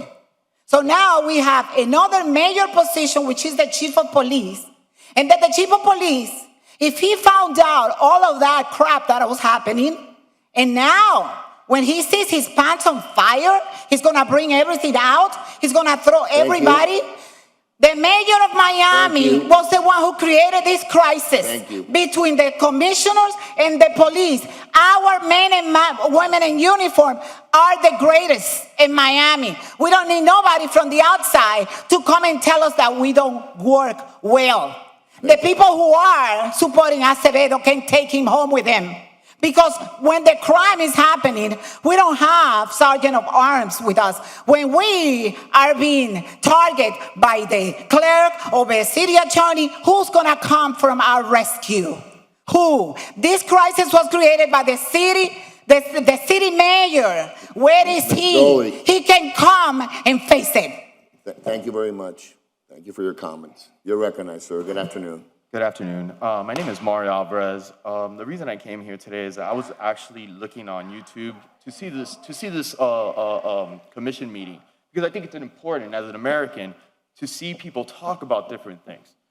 But what I don't expect, what I don't agree with, is that you guys coming in an hour and a half late to the meeting when we're paying you guys from our taxpayers, right? We're taxpayers, so we pay you guys. You guys work for us, right? Yes, Then we at do. lunchtime, coming 30 more minutes late, and after that, getting coffee, for God's sake. Excuse me. No, for no, one- let me no, finish. It's you'll- public, it's you'll time for the have- public you'll to have- talk. Wait. I'm Dude, just isn't that time for the public to talk? You're saying you're a taxpayer. Where do you live at, sir? I'm sorry? Where do you live at? Yeah, I live on Miami, 3890 Northwest 4th Terrace, if you need to know, sir. That is Miami. Then you are a taxpayer. 100% Miami. apologize. I pay You're right taxes. We're gonna give you a few more seconds. I pay taxes. Go, just continue, sir. Okay, You're recognized. so We'll give that's you my some more disappointment. time. I think everybody should be able to talk about what's going on with art. That's fine. But at the moment that you're wasting our time, that's where the problem starts. And I think you guys should do better than that. I definitely think, because it's becoming a joke, and we're all looking like a joke here in Miami. We're all looking like, and you can nod your head, yeah, sure, maybe not. I But we disagree are. with There's you. people looking at it. Look at YouTube, look at what everybody's writing. We're looking like a joke, and it's sad to say that. This is Miami. It's one of the greatest cities in this fucking country, and it's sad to see that. And it's because of the commission. I really hope you guys look at yourselves in the mirror and start acting better for us. Because that's what really matters. Us, the taxpayers. And that's all I have to say. Thank you. Thank you, sir. Thank you very much. Thank you, sir. Ma'am, you're recognized. Good afternoon. Hello. Hi. Okay, so my name's Kathy Suarez. I honestly don't think that when Chief Acevedo said something about the Cuban Mafia, I don't think he was talking about you guys. He was talking about the mayor. Okay? I've given him a hard time about all the security the mayor has. I live on the same street. They've been boosting cars on my block for a month now. One day after another, going next door, my house one day, taking a car next door the next day, jumping over fences, right? And it's the same crew. They've gone into gated Point Siena. They not only took the Range Rover, they used the clicker and went in the people's garage. Here in Florida, that's called an occupied burglary. My commander is the best. Morales is the best. I'm disappointed and upset in Chief Acevedo's lack of attentiveness to this matter. And he did send me a text message semi-reprimanding me for putting on Twitter that he lives in the Grove. I didn't say what street, and I didn't even say which part of the Grove. I wrote back to that comment because he says he has a 13-year-old son. I have 4 moms whose husbands travel to pay the property taxes and the mortgages. If it wasn't for the Delta variant, they'd be gone. They are jumping fences in front of my house where the cars are parked outside. What does mommy tell the children when the car's not there to go to school in the morning? I think we have some work to do, but I think that the biggest problem is upstairs, and everybody's being corralled into this tornado of confusion again. Finally, we're all getting along, and now we've got a problem. I think he could tone it down a little, be a little less newsy, because we have enough of that between Commissioner Russell and the mayor. I would like to see that less from the chief. I think the guy could do some things to better our city. But I also think it's really, really wrong as a business owner to demean your employees by saying, we brought you the MVP, the Tom Brady, the Michael Jordan of police chiefs, the best police chief in America. That is demeaning and insulting to the officers who serve us on a daily basis. But I do think the mayor has too much, and I think we have too little, and I think it's caused a real problem here. And I would like to see a better collaboration. Thank you. Thank you, ma'am. Thank you. I like that word, newsy. I wrote it down. You're recognized, sir. Good afternoon. Good afternoon. My name is Samuel Lattimore, former Police Academy Director, criminal justice professor, former commander of a police agency, former police trainer for police and defensive tactics. And I want to say a couple of things. Number one, as I got here at 9 o'clock this morning and I'm going on board, first time I speak, this has happened to me one other time when we were debating who was calling about the police chief. I was told at 1:30 in the morning, and the comment was made by a commissioner, if you're up this time of night, you need to get a life. I'm not going to call out the commissioner, but I was offended because I watched the budget hearing all day. I want to comment about what we see in terms of the community. I've heard a lot about Chief. I was not happy that initially, but I'm very pleased at what the police chief has done since he's been here. Let me correct that. I'm not concerned about what happened in Houston, because who among you can throw a stone? Same kind of stuff that you have on the chief, they have on all of us. My point is that in my community, which was seeking safety, Chief Acevedo came and began to make officers accountable. He made them start hiding at night behind Walgreens stores, hiding at 6 positions that we know about. He made them accountable to patrol the streets. And so he did what he was brought here to do. He made them accountable. Transparency. We were able to call him. He came out because we suffer from an image of lack of police services, not the police services. And for you all who may know this, City of Miami Police Department has been investigated a number of times for shooting black boys. And so when we talk about the City of Miami Police Department, we need to understand that there's some history. This is what Clarence Patterson called a high-tech lynching. And I use that phrase about sitting, I'm tired of sitting here all day seeing what Clarence Patterson said. It's high-tech lynching. I'm not here to say keep Acevedo. If I were he, I let you fire me and get my pay, because it's not worth it to have your reputation drugged throughout this community like it has been drugged. So my role is to tell you that he's done a great job in the Liberty City Model Cities area. He's made officers accountable in Liberty City and model cities. He's made them aware of the fact that citizens will call and report you in Miami. And that's what I want to say.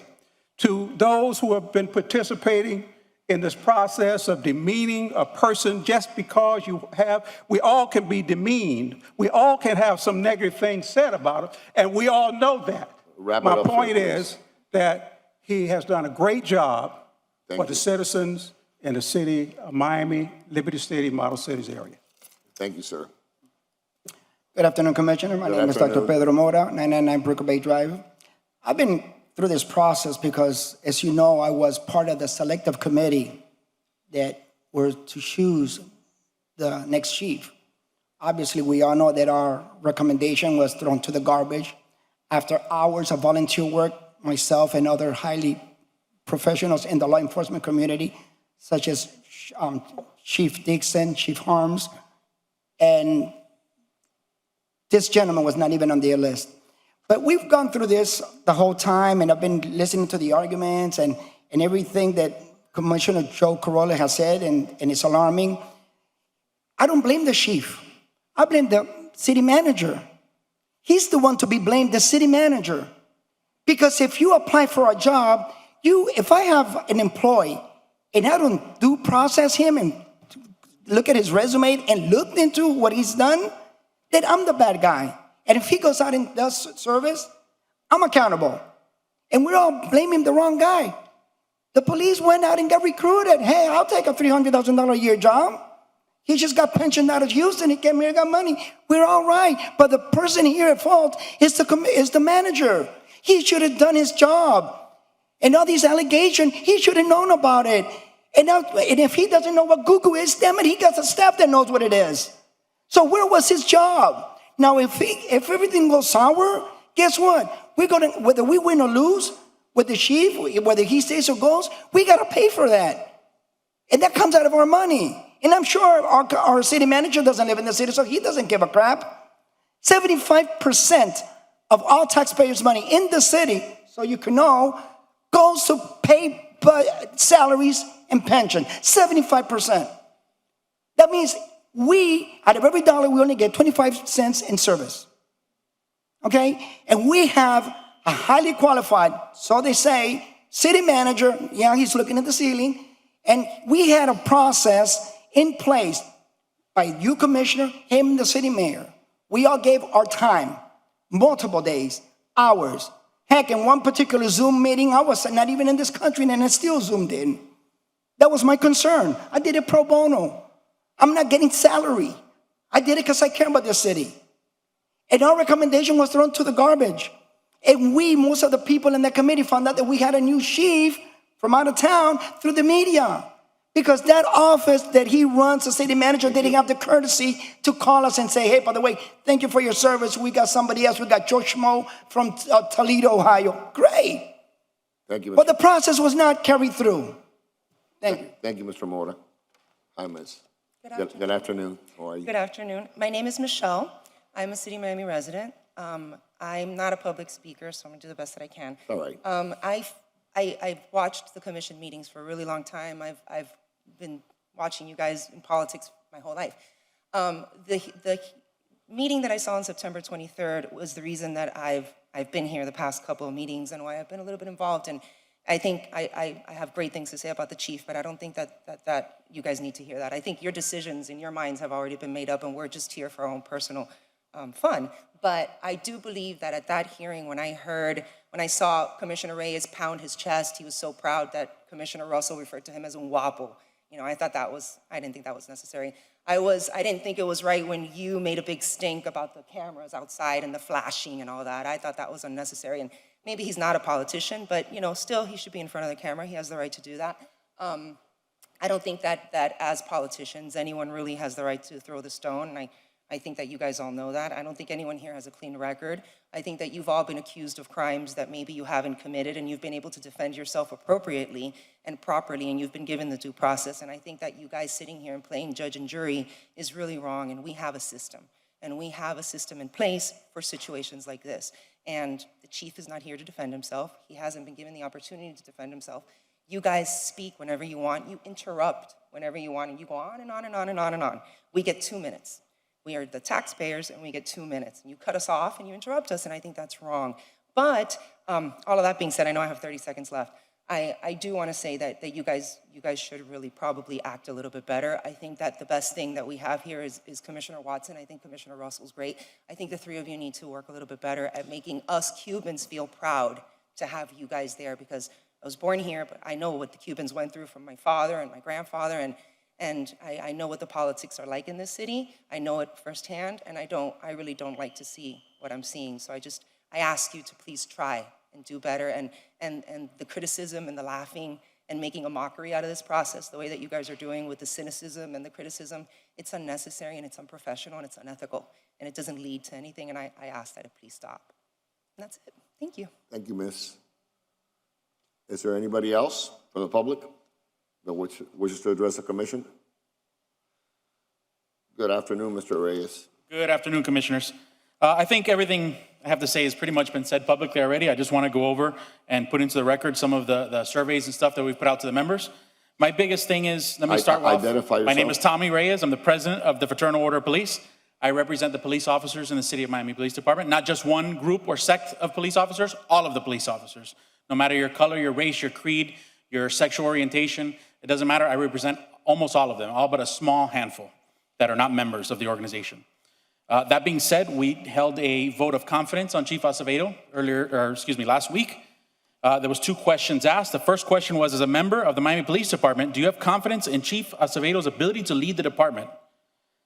79% of our members that took the survey, or voted in the survey, voted that they do not have confidence in his ability to lead the department. That's 615 people. That's just about half of the department. The second question was, should Art Acevedo be fired or asked to resign? 614 people, so 1 less than the previous question, agreed that he should be fired or asked to resign, which is still, again, nearly half of everybody that works the department. At his 100-day mark at the department, I conducted another survey. Some of the beginning was just background questions on where they work and what rank they are. So I'll skip through those. But the first one of merit is, do you believe the department is better or worse off now than it was 100 days ago before the swearing in Art Acevedo? Just shy of 50% voted that it is much worse than it was 100 days ago. Just over 20% voted that it's worse.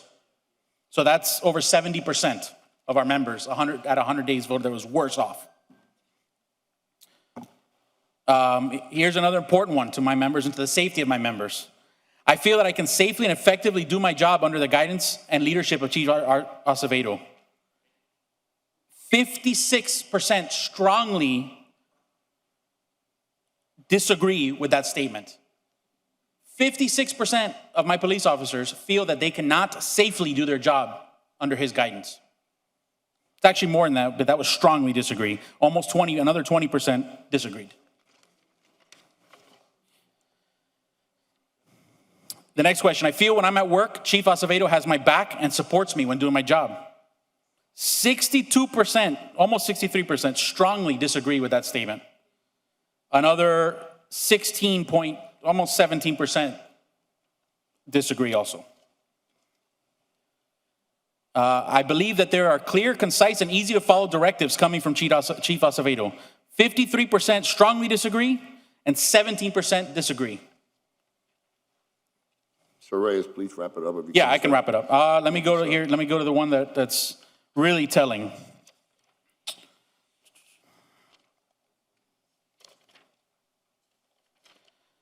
This one was rather strongly telling.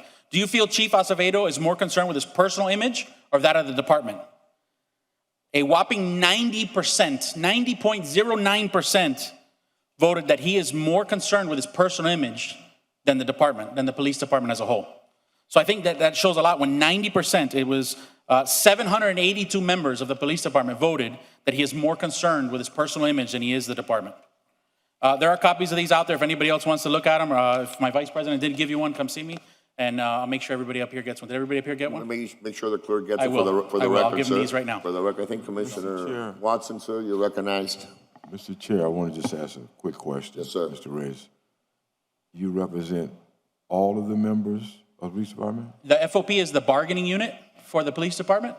So when it comes to bargaining, I represent everybody, whether they're a member of the union or not. But these answers will come from the union members, which I would say we're well over 95% of the police department are members of the FOP. Okay, all right. It is a small handful of people that are not members of the FOP. And why would it be? Some people just don't like to be part of unions. They have that anti-union mentality. Some people are part of have other legal defense plans or other legal defense plans out there. But that's one of the big reasons why you would be part of the FOP. So you're referring to the MCP? No, the MCPBA does not cover any legal defense that I'm aware of. But most of the MCPBA I believe, are FOP members also. Okay, all right, thank you. I mean, I don't want to speak for anybody else, but the MCPBA, I believe, is more of a fraternal organization, correct? Thank you. Okay, thank you, gentlemen. Any additional questions, commissioners? Okay. Ma'am, you're recognized. Yes, ma'am. My name is Cecilia Stewart. I live in 1899 Northwest First Court in Overtown. And I would like for the Miami Community Police Benevolent Association members who spoke to stand, please.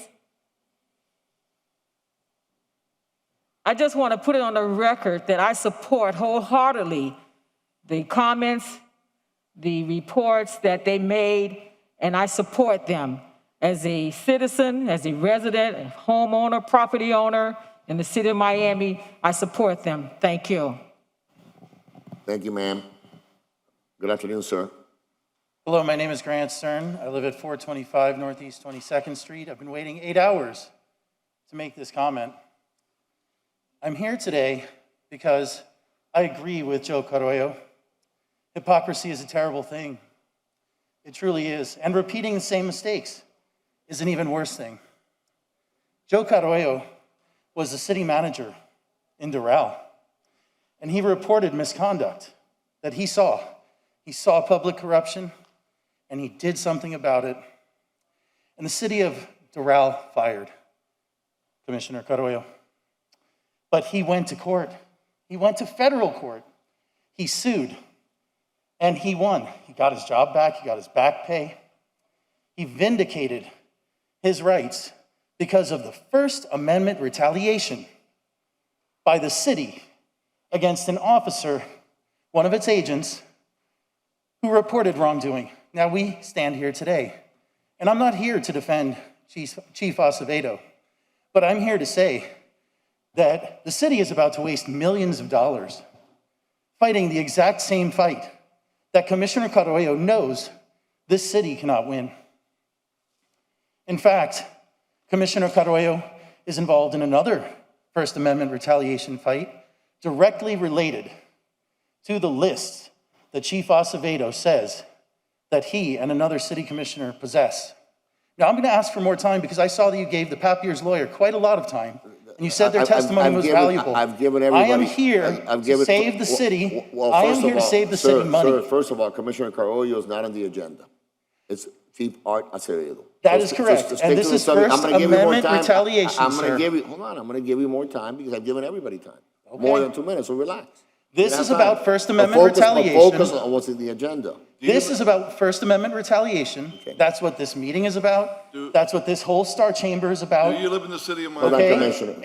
Grant, do you live in the city of Miami? Excuse me, sir. Do you live in the city of Miami? I have heard you speak for hours, You're sir. going to have time, but do you live in the city of Miami?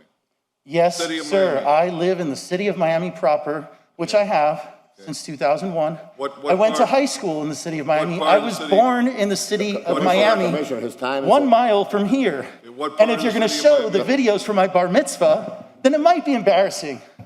But you know, we're not here to talk about me. Commissioner. We're talking about First Amendment retaliation. That is what I am seeing right here. Thank you, Mr. Stern. You're welcome, Commissioner, but let me finish my point now that I've been interrupted by the Commissioner. And the point is on what's on the agenda. Okay, and on the agenda You're recognized. is a retaliatory strike, retaliatory conduct against an officer of the city who has reported wrongdoing. This is something that is a pattern and practice of the city and a pattern and practice of Commissioner Carollo. Thank you, sir. Is there any additional member of the public that wants to address this commission? Commissioners, comments? Commissioner Carollo, you're recognized. Let's close then, if there's nobody else who Well, wants to speak. So we're gonna close public comment. There's no additional public comment. We're gonna close public comment.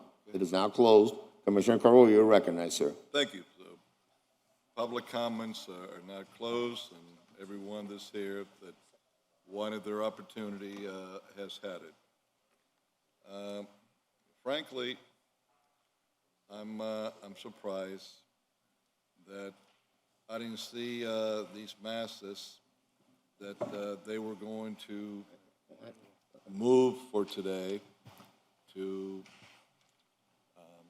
come and defend the great Michael Jordan be here. I've seen a couple of handful of people. Some are the same players that have been part of the problem in the city. For instance, you didn't see any of us go and hire or get someone to bring in billboards in trucks to come here at City Hall or any of that. But gee, that happened. And how did it happen?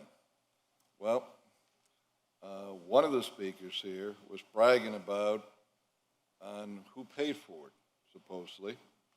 And I'm going to tell you about the character that one of the speakers here bragged about that paid for that billboard. He's been, since he got here, bosom buddy of Mr. Acevedo. A guy that's been part of the attack Cubans that he doesn't agree with their philosophy, their political philosophy, and call them Cuban Mafia, dress them up as Fidel Castro and everything else. An individual that the other people that this last gentleman was referring to used him and paid him so that he could do research, at least on me, because he is good in going through for years and years the past videos in libraries of different news medias and so on.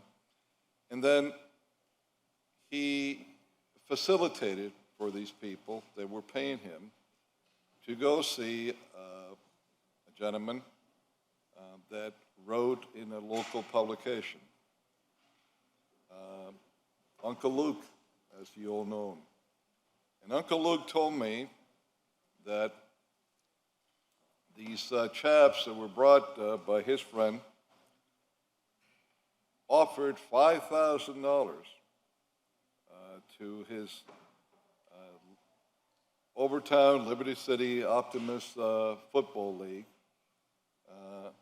if he would write on his column in the Miami New Times and call me a racist and all kinds of other stuff.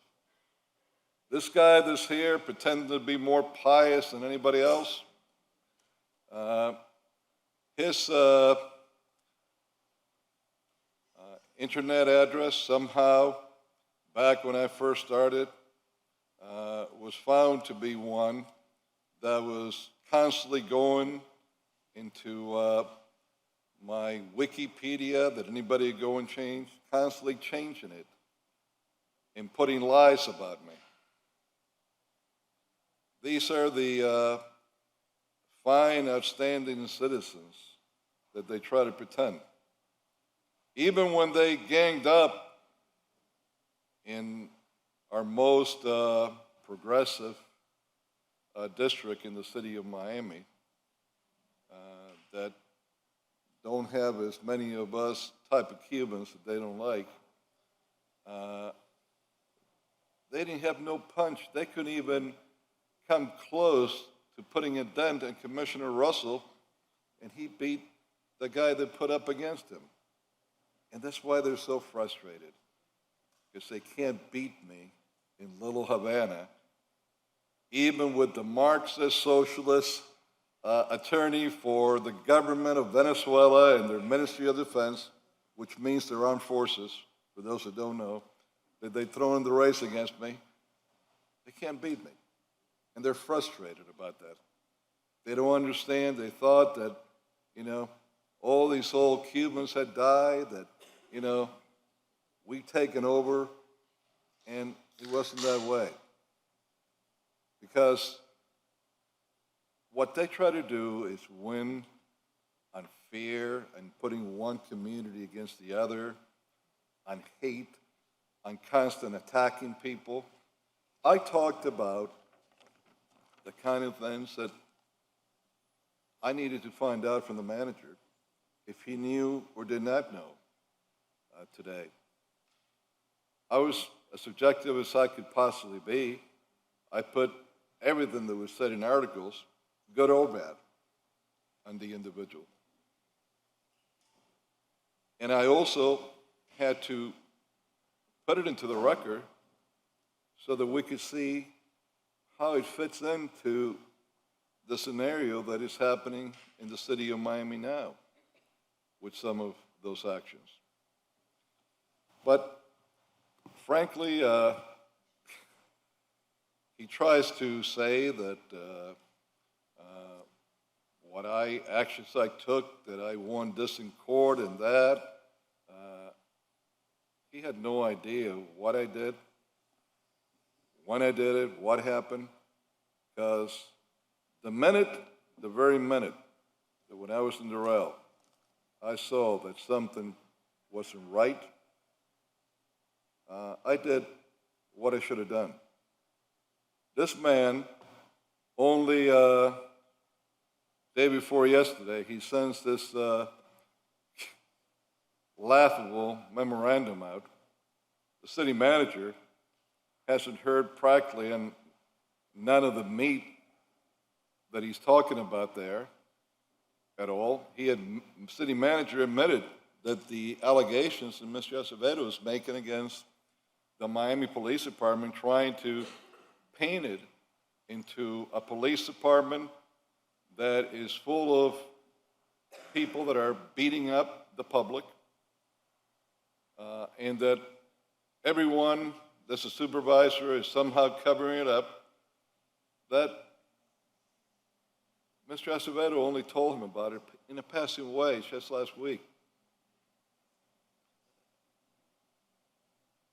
You read that memo, and the way that it's worded very cute, trying to give the impression that he called the FBI, the Justice Department, and all this wrongdoing that all of us are doing here. But if you read it closely, what he's saying is that he talked to them about the allegations against Miami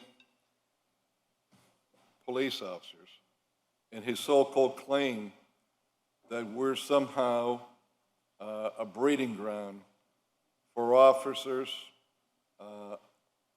beating up our citizens, using armed force against our citizens, and that higher-ups are covering it. But that doesn't hold water when in the over 5 months that he's been here, maybe 5.5 months, minus all the days that he hasn't been here, and forgot to make sure that he was put down like every officer should, in the proper form, so that he would not go into the future when he leaves to be paid. It is sad to see an individual at the last moment come up with his false, lying allegations that they cannot back up in any way. Now, I'm not going to convince those that are haters to like me, because the only way that they're going to be happy, a crowd like this guy here and his sidekick, is if, I come up here with a big socialist flag and I start talking about how great Marx and Lenin are. Then they'd be happy, this group. Now, there are some people that have spoken differently here in support of the chief that are not included in that, please. I'm not throwing everybody into the same pot. I wanted to be very clear in that. The 3 black officers that spoke here before, while I disagree in their description and their opinion, they know when nobody would listen to them, I did. I gave them the opportunity to come up here and air their concerns. But I state to you, the same individuals that you all complain to me about that have been protected, according to you, that was the individual with the worst record of any Miami police officer. When he was finally brought back, he was put in a place that he had no contact with the public, and you all know that. Who let him out and has given him roaming rights with unlimited overtime? Mr. Acevedo. Who has written for him all kinds of reports, the way Acevedo won, including the report on his so-called alleged fender bender accident. The same individual. And you all know how you expressed yourselves to me about him, and I don't think you will deny that. And I'm not breaking any confidential information, because you all have been very verbal about that, especially when you came to speak that day, when I made sure that you had the opportunity that you never have had. But my God, if I would have all this in my background that Mr. Acevedo has, and I was applying for a job as a simple rookie, to enter the Miami Police Department as a rookie cop, I wouldn't be hired. Nobody would be hired.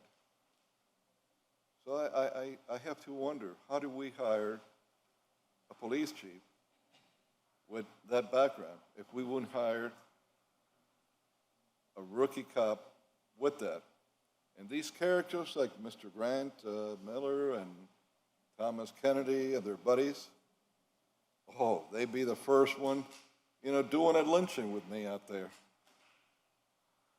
But it don't matter what they'll find in Acevedo, because like the old saying goes, it don't matter if you're an SOB, as long as you're my SOB, I guess you're okay. And I found that in years back when I was mayor with Donald Warshaw. It was the same thing. It was the same thing. And so I'm Chairman, you tell me how you would like to proceed. I finished basically with the stuff that I wanted to go over from California, from Austin, from Houston. I haven't begun yet and it's long, on the stuff on the city of Miami. And then I want to address some of this corruption that Mr. Acevedo all of a sudden found. But I sure remember seeing somewhere, I don't know if it was his Twitter account, your picture with him, like you guys were, the Bruce Brothers. That was just a few weeks back. I don't know. Or was he kidding you, or did he just find out what an SUV you were Overnight. a couple of weeks ago? Yeah. I know that, and I didn't ask him to, and I wasn't frankly happy about it because I was seeing a trend with this man. He marched with me and others, and he got on my side. I don't know where he came from, in A Street during a Patria en Viva march. He couldn't stop saying wonderful things about me. That was just a few weeks back. I don't want to, go into now, because that's for later, some of the things that he stated to me, because it's going to be a little eye-opening. But Mr. Manager, while I'm doing that, can you do me a favor? There's a certain little contract that I'm told about, and again, I think you know personally that outside of everything else that I have, my life has been a little more complicated with some personal, family, medical matters. And I really haven't had the time for a lot of this. And yesterday, I gave more time than I should have to Mr. Acevedo, and I did today also. But public talking part is over. You mentioned me by name, though. The public comment part is over, sir. It's been But you closed. mentioned me by name. It's so over. Sir, do I get a rebuttal? sir. You, This is you, not you Tallahassee. target constituents and they can't rebut? cannot- You smear you them? cannot talk. Goodbye, sir. You should be ashamed of yourself. Go. Should be ashamed of yourself. Goodbye. You're smearing constituents? Abbott. Can you get this guy out of here, Yeah, please? goodbye. Yeah, that's it. Sir. Yeah, no, goodbye. We're gonna miss you. I know, you're okay. I'm talking about the other one. I'm not talking about you. I know what you're doing. You're good. Don't worry. You're good. This guy is a professional agitator. He's used to doing this. He's done it at Miami-Dade County. He's done it in Tallahassee. He's a socialist, professional agitator. And I will never, be the cup of tea for guys like him. Now, he wants to be here. He had the opportunity to speak. He could attack me in his Twitter with his buddies, do everything they want. But here, after he's had his time to speak, he's got to follow the rule of law. The same rule of law that they're alleging and claiming that we have broken with all kinds of crap that he said, that not even the great Acevedo claimed in his own baloney 8-page memo. And I didn't even answer the young agitator. So, anyway, thank you, sir.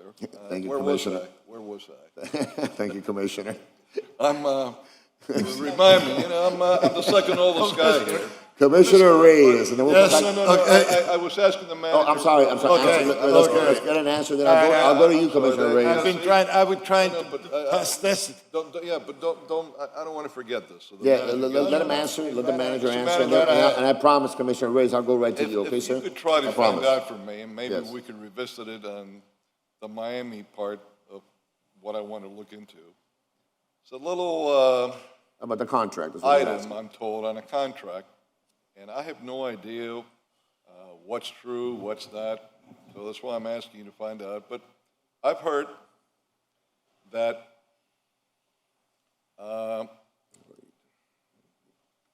there were 500 pants and 500 shirts that were ordered for the Miami PD, and that somehow the contract ended up costing us considerably more than what we usually pay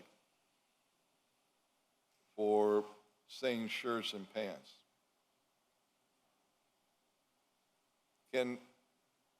How long do you think it might take for you to find out what that's all about, what it is? I mean, we can look into it now. What we paid before and what we paid then? Looking into it now. Okay, because We'll as come you'll back see to you. later on, that's gonna, maybe, I don't know, show me a pattern to some other things. And we'll come right back to him. Thank you. Commissioner Reyes, you're recognized, sir, and then Commissioner Watson after. Thank you very much. I want to go back to what really concerns me about this is that memo that accuses us of wrongdoing. And although the city attorney has stated that there is nothing wrong with what we have inquired, it is our privilege that we have, it is our privilege also to modify the budget. It's one of our duties, and so on. And I had a resolution that calls for investigation of all the allegations by an outside investigator or a committee of investigators, whoever they are, okay? And because I don't want to leave any doubt, I had people that had come here and called us crooks and had been accused of receiving bribes without any, any proof. You see, it is very easy to come in here and start accusing people without having any proof. When you know that BNI, a public official, I cannot sue you because it is very, to slander like that, it doesn't make you tougher, doesn't make you more of a good citizen. Participate, get involved in what's going on, and I really appreciate when you come here and you are positive or that you have something to to provide some, that to the benefit of the city. Even if you have to criticize any of our actions. That's what we're here for, you see. But making accusations like without any proof, and this memo get placed to that, you see.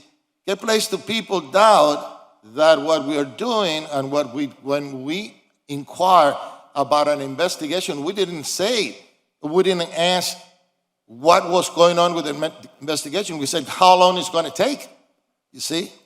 How long it's going to take. It's all our right to ask for that. It is our right to ask for how things are going in any department, and that's what the city attorney has clearly stated. And in order to clarify all of those accusations or lies, that's why I am moving that we investigate this either by a person that it is an expert or a couple of persons that is an expert, but they will have, and we can delegate subpoena power to those people. And also, I want to say this because I wouldn't be, I wouldn't be honest if I didn't say this. When the chief, he referred to us as the Cuban mafia. Well, I'm going to say this, and I'm going to say this. If he had referred to any other ethnic group as a mafia, I know that everybody out there will jump, they will ask for his dismissal and all of that. What I did, I confronted him and I told him that that was insulting. He claimed that he didn't know. At the time, I believed it. And I went publicly and I said, I give him the benefit of the doubt. But then he comes with this memo, and not only he accuses us of doing something that we were not doing, but also compares us with the government of Cuba, which is totally insulting to every single Cuban and every free-loving individual. You see, that it is not top at all. If he had said that of any other ethnic group, I know that people that now they pound their chests using the same words, asking for people being understanding and people being, for us to give them the benefit of the doubt and all of that, they would have been out there protesting and demanding that he resign. We're not doing it. I'm not doing that. What I'm doing is I want an investigation of all the allegations that he's made, all the accusations, and also of his actions. And also what's going on that created all this problem that we have with the Sergeant of Arms. I want everybody to be clear of what is happening here. See, that's what I want. I want to clarify what is going on here. You see, it's very easy to come here and try to, accuse us of doing whatever you want. That's fine. We are public officials. That is your right. But it's also our right to investigate. It's also our right to find the truth. To find the truth and let people know that there is this investigation going on and what the results are. And therefore, I'm moving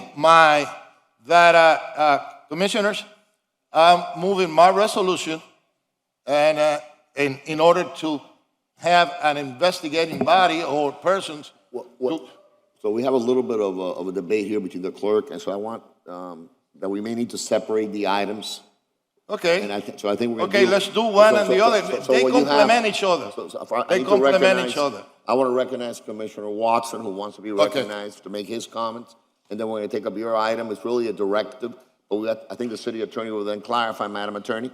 You'll then clarify what that language has to look like for Commissioner Reyes' directive. and then we're gonna take up the section 14 Absolutely. directive by Commissioner Carollo, okay? Absolutely. So let's do it in that order. I think that's probably the cleanest way of doing it, and we'll take it from there. Absolutely. Commissioner Watson, we'll come back. Commissioner Watson, you're recognized. I'll come back to you. I think I should at least make a comment from this perspective, and I'm looking at both the resolutions, and I think sans one additional component, it may very well be able to be taken up together, and we'll talk about that in a second. Let me just say this, and I'll talk about us, them, the chief, in the Art of the Sunshine. I think very often we're allowed to be attacked. Very often, there's not a total understanding of the process. And yet, there are always a lot of procedures and processes. And sometimes we push away the fact to formalize them, and even when they're formal, we still try to go around them. And so I know from the very beginning, the process of the chief, be it formal or informal, was one that was pretty much taken from the perspective of this simple analogy. If you have a team and LeBron calls to play for you, do you not accept the call? Well, if you accept the call, you're tampering. But if you don't take the call, you can't be a champion.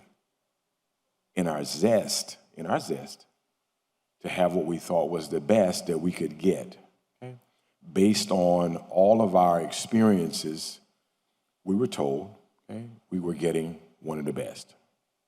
It was no fault. Okay? We all do that. We all hit up the manager, sometimes in our effort to really make sure that 5, 4, 3, 2, and 1 becomes the best, be it for a park or a station or a project or the like. We all always move under the auspices of the best. And so when it was said that we were getting a number 1 pick, no one had any idea that it could possibly be a Tua. And the debate still goes on about him. And so under the premise, wanting to make sure that our department is the best, because our hands are tied. Our hands are tied as it relates to some of our units, and we can't do what I would do. And so we accept the counsel of the people who are in charge. Now, that counsel being, well, you might not know that your first round draft choice has a hairline fracture, and you just drafted him, just agreed to pay him a lot of money, and yet he'll never play. Right? And so from that vantage point, under the premise of the manager and the mayor wanting to see the best, okay, we all overlook something. Okay? And that's not bad. Right? The manager was excited because he wants to see the best. The mayor was excited because he wanted to see the best. And although they're younger than us older guys, not you. I'm not that young anymore. You can point at me. I know you're the oldest, but generally speaking, the older guys have their own instinct about what they like to see. And I can tell you, and I'm glad that I see him today, I know of no other hard, passionate fighter for the citizens of Miami, Miami notwithstanding their districts, and I've not always been on their side. Okay? You have sitting in the audience, former commissioner, and the current commissioner, okay, J.L. Plummer and Joe Carollo, who fights very, very, very viciously hard to always ensure that they get the best for the residents of their districts and the citizens of Miami. And so now we go around the process, okay, because there was a process, and even one member of the audience that sits and harangued me to all hours of the night because we circumvented the process. But it wasn't intentional for it to be bad. It was intentional to believe that we were going to get something very good. And so maybe we didn't ask the questions we should have. Okay? maybe the administration didn't do the Google work that they should have. Lord be it in this day and time when we find Google to be the source of any information that we're going to make decisions based on. But that's us. And so them, right? You, the public. I got accosted the other night at 12:30 in the morning. I was out on how I was going to stop eradicating the homeless by someone who was 22, okay, who said they had been homeless.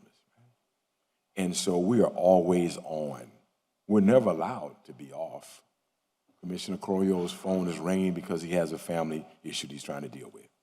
We're never allowed to be off.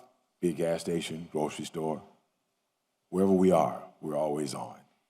And so we always ask that you not take a singular issue, but understand we deal with hundreds of issues on a day-to-day basis.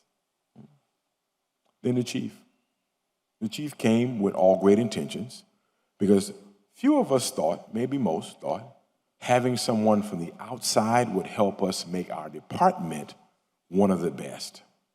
And I don't know about the slither of people who was referred to who may not agree, but sometimes even the slither has a voice that should be heard. And so now what you see, dear public, as charges have been lauded at some of my colleagues, they too have to at least defend their position. And nothing's wrong with that. That's what you asked for, the democracy that we all reside under. And so the sunshine doesn't allow us to go back in the back, beat each other up. I, him. What it allows is for us to have all of our issues in front of you. And sometimes, most times, I assure you in my very short period of time, it's not pretty, but you ask for sunshine. And so we give it to you the best way we can.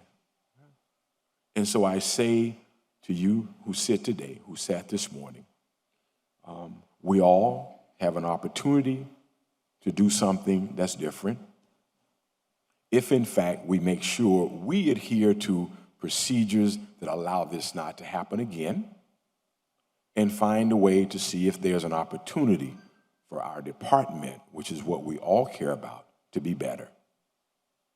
And so as we get ready to deliberate which direction to go in, always understand, you may not agree with all of us all of the time, but most of the time, we all have your best interest at heart. Thank you. Very, very eloquent. Thank you, Commissioner. Madam Attorney, can you clarify where we're at? First on Commissioner Reyes's directive. I'm sorry, any additional comments, commissioners, or we can move it, but can we get from the city? I moved that I haven't received a second. Well, I will second it for the purpose. Moved by Commissioner Reyes, second by Commissioner of Carollo. discussion For and- clarification, Commissioner, for the sake of the entire body and the public, let's let just very quickly the city attorney explain what we're doing so that people know exactly what we're doing. Very Right, quickly. but if I could, just briefly, I'd just like to add to You're right. this friendly amendment to number 4, investigate the following: the allegation that the chief was in a car accident. B, any and all other reported misconduct by the chief, and I would add, or any other employee. Or any other City of employee. Miami. Or any other employee, or we have in front of us, it's a public record, or any other You have that employee. up here already. You have that up here already. How many, No, it doesn't put it together. That's something else. What Commissioner Carollo is talking about is a Section 14 issue that we're going to talk about now in a minute. This is only an addition that he's making. So I guess it's an amendment accepted by the maker of the motion and seconded by Commissioner Carollo. Madam Attorney, explain for the purpose, really more for the public. So they Right, know well- that in our transparent effort here to make sure everybody knows what we're doing. Right, I just need to clarify something for the record. Is the resolution that I read into the record proposed by Commissioner Reyes? Yes, ma'am. The one that you have live right now? Yes. Yes, ma'am. Okay. That's the one we have live right now, this one that you saw?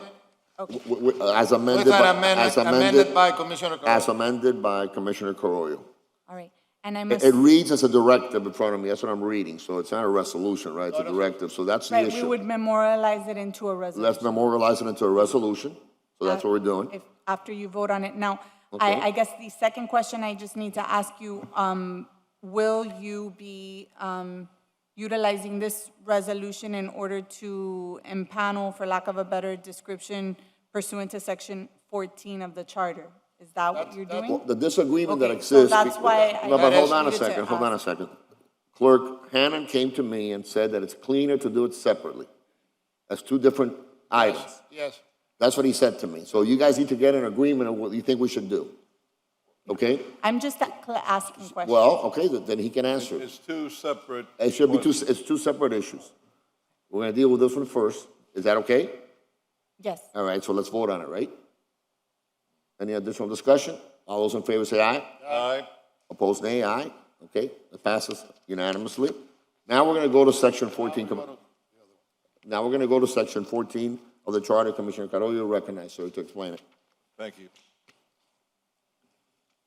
Under section 14 of the city charter, whereas commissioner may investigate official transaction, acts, and conduct. The mayor, city commission, or any committee thereof may investigate the financial transactions of any office or department of the city government and the official acts and conduct of any city official, and by similar investigations may secure information upon any matter. In conducting such investigations, the mayor, city commission, or any committee thereof may require the attendance of witness and the production of books, papers, and other evidence, and for that purpose may issue subpoenas, which shall be signed by the presiding officer of the city commission or the chair of such committee, as the case may be, which may be served and executed by any police officer. Let's see. Having said that, Madam City Attorney, my motion is to establish this body under Section 14 as an investigative committee that we will be assigning the chairmanship in the one-person committee unless we require two attorneys instead of one, depending on the workload, and what investigators they would hire or need to hire.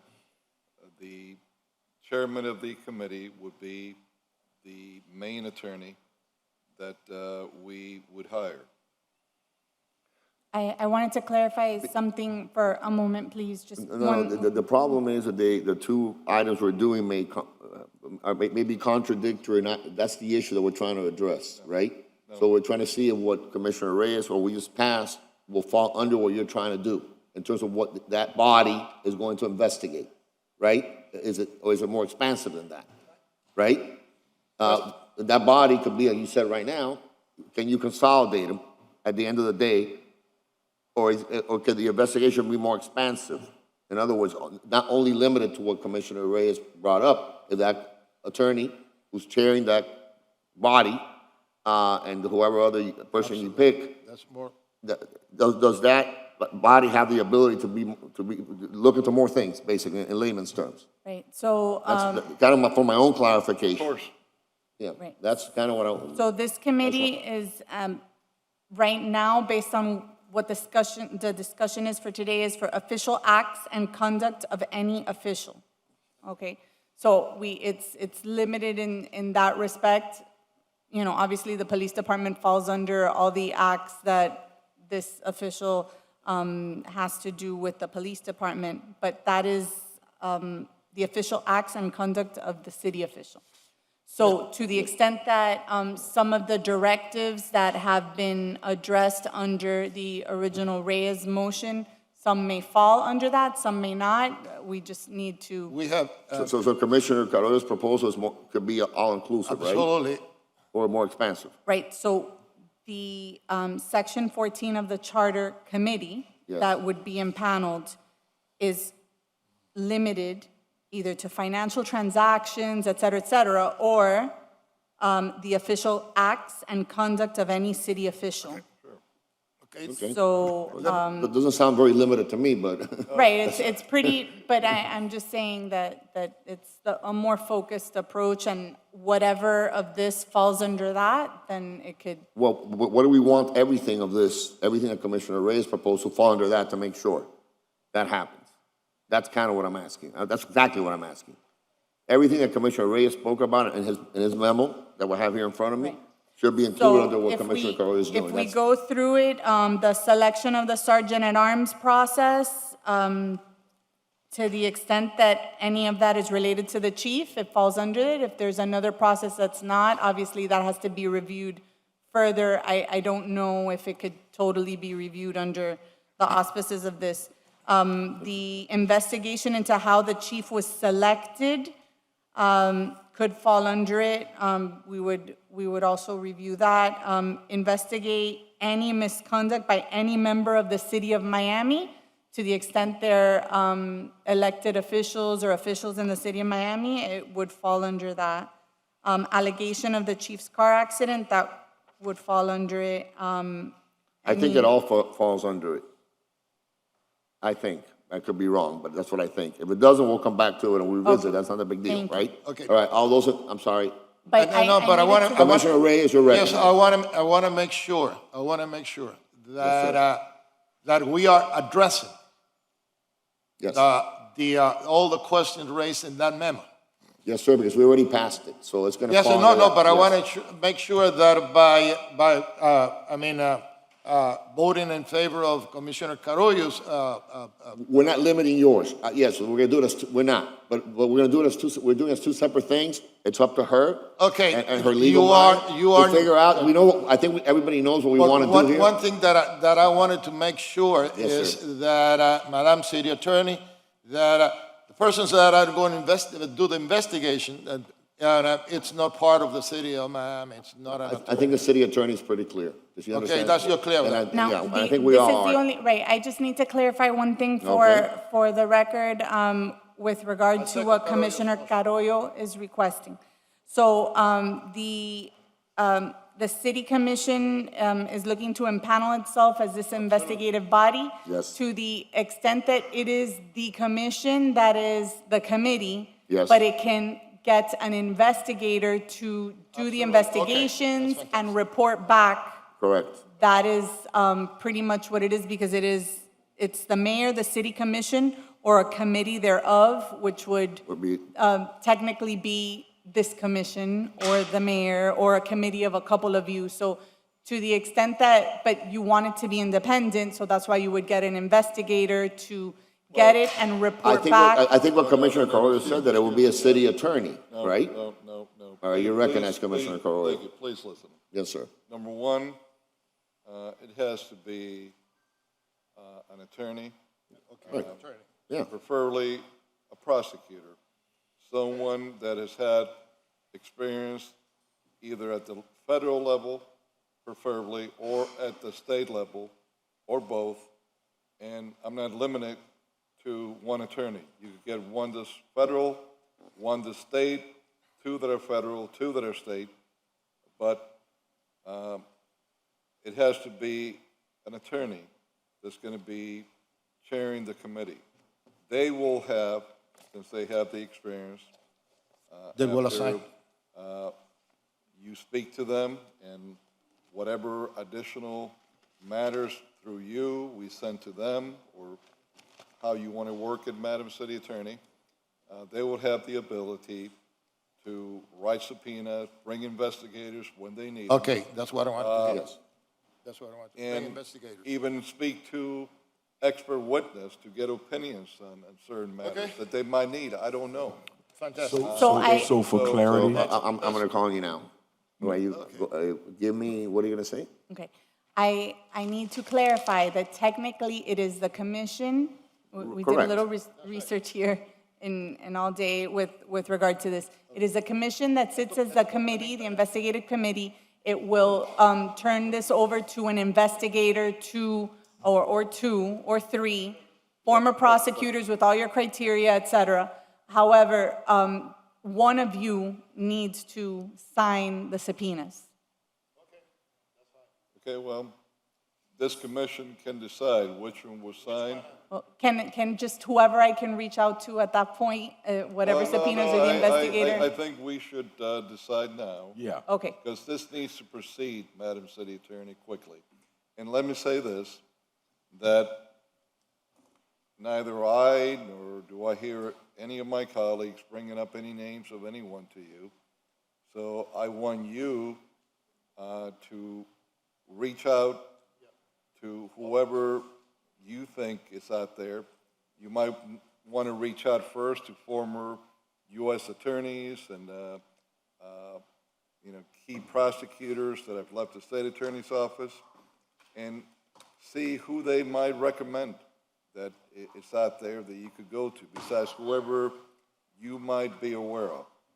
And it doesn't have to be the same people here that are in the first resolution that we passed, or it could be the same ones. I would leave that entirely up to your discretion in my resolution. Okay. But if we have to decide on one of us being the chair of this committee to sign, then we should decide here so that we can move forward as quickly as we can in this. Can we nominate Commissioner Russell? Or does he have to be here? I think, I Right, think so you it would have to here be the so we chair. can know where he stands Because, at.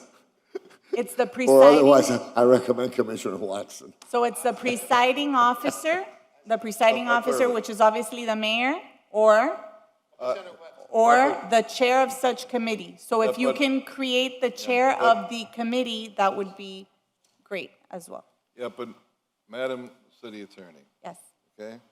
Let me correct you, I think, on something that you're missing the point. The commission may investigate official transaction, acts, and conduct. The mayor, city commission, or any committee thereof, and he goes on. The mayor is separate, commission is separate. Okay? Understand that. I did this once before when I was mayor. Three lines from the bottom. I called, under section 14, an investigative committee precisely for something similar to this. And that was on the former police chief, city manager, Donna Warshaw. So I have a little bit of experience through this process. And people like this that are desperate and running scared, pataleando, throw all kinds of lying accusations, and I understand that. Now, yeah. In the bottom it says, and I read that, issue subpoenas which shall be signed by the presiding officer of the city commission or the chair of such committee. What we're doing now is we're naming the chair of such committee. And Commissioner Watson has been nominated second and third. Yes. And I hope he'll be the fourth. Yes. I think, He volunteered. Hey, but by the way, you still wearing that guayabera that you, yeah. Let's give it to you change? Watson, but just, you know. you changed or is that the same thing you had in the morning? Are you part of the Cuban Mafia? And remember that the best power is a power not used. So just to keep that in mind. We may not need any type of subpoenas, but if we do, I just needed someone. You have it. Well, Thank you. for some people you would. Yeah. For others, they might come voluntarily. I don't know what attorneys that will represent some individuals will recommend to them, if they should come under subpoena or not. But I know that there's a lot of senior police personnel that would very much be wanting to come. It is my opinion on that. And there will be many others in the police department that would be willing to speak out. Once they know that, we're not in a state of the Taliban, so they have to live in fear of every action they make. Otherwise, their hands might be chopped up or another limb. Without any further business, all those in favor say aye. I'm sorry, so it was moved by Commissioner Correa, seconded by whom? By Commissioner Reyes. And before we vote, to be clear, this would be all-inclusive Of everything of Commissioner Reyes investigating said. anything from this commission, but in particular,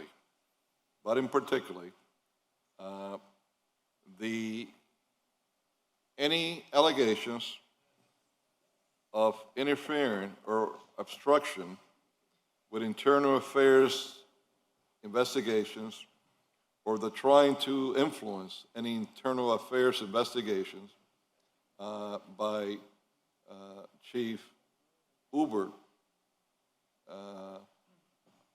Arturo Acevedo. The motion has passed unanimously. Any further business, commissioners? Any further business? Yes, there is. I'm sorry, sir.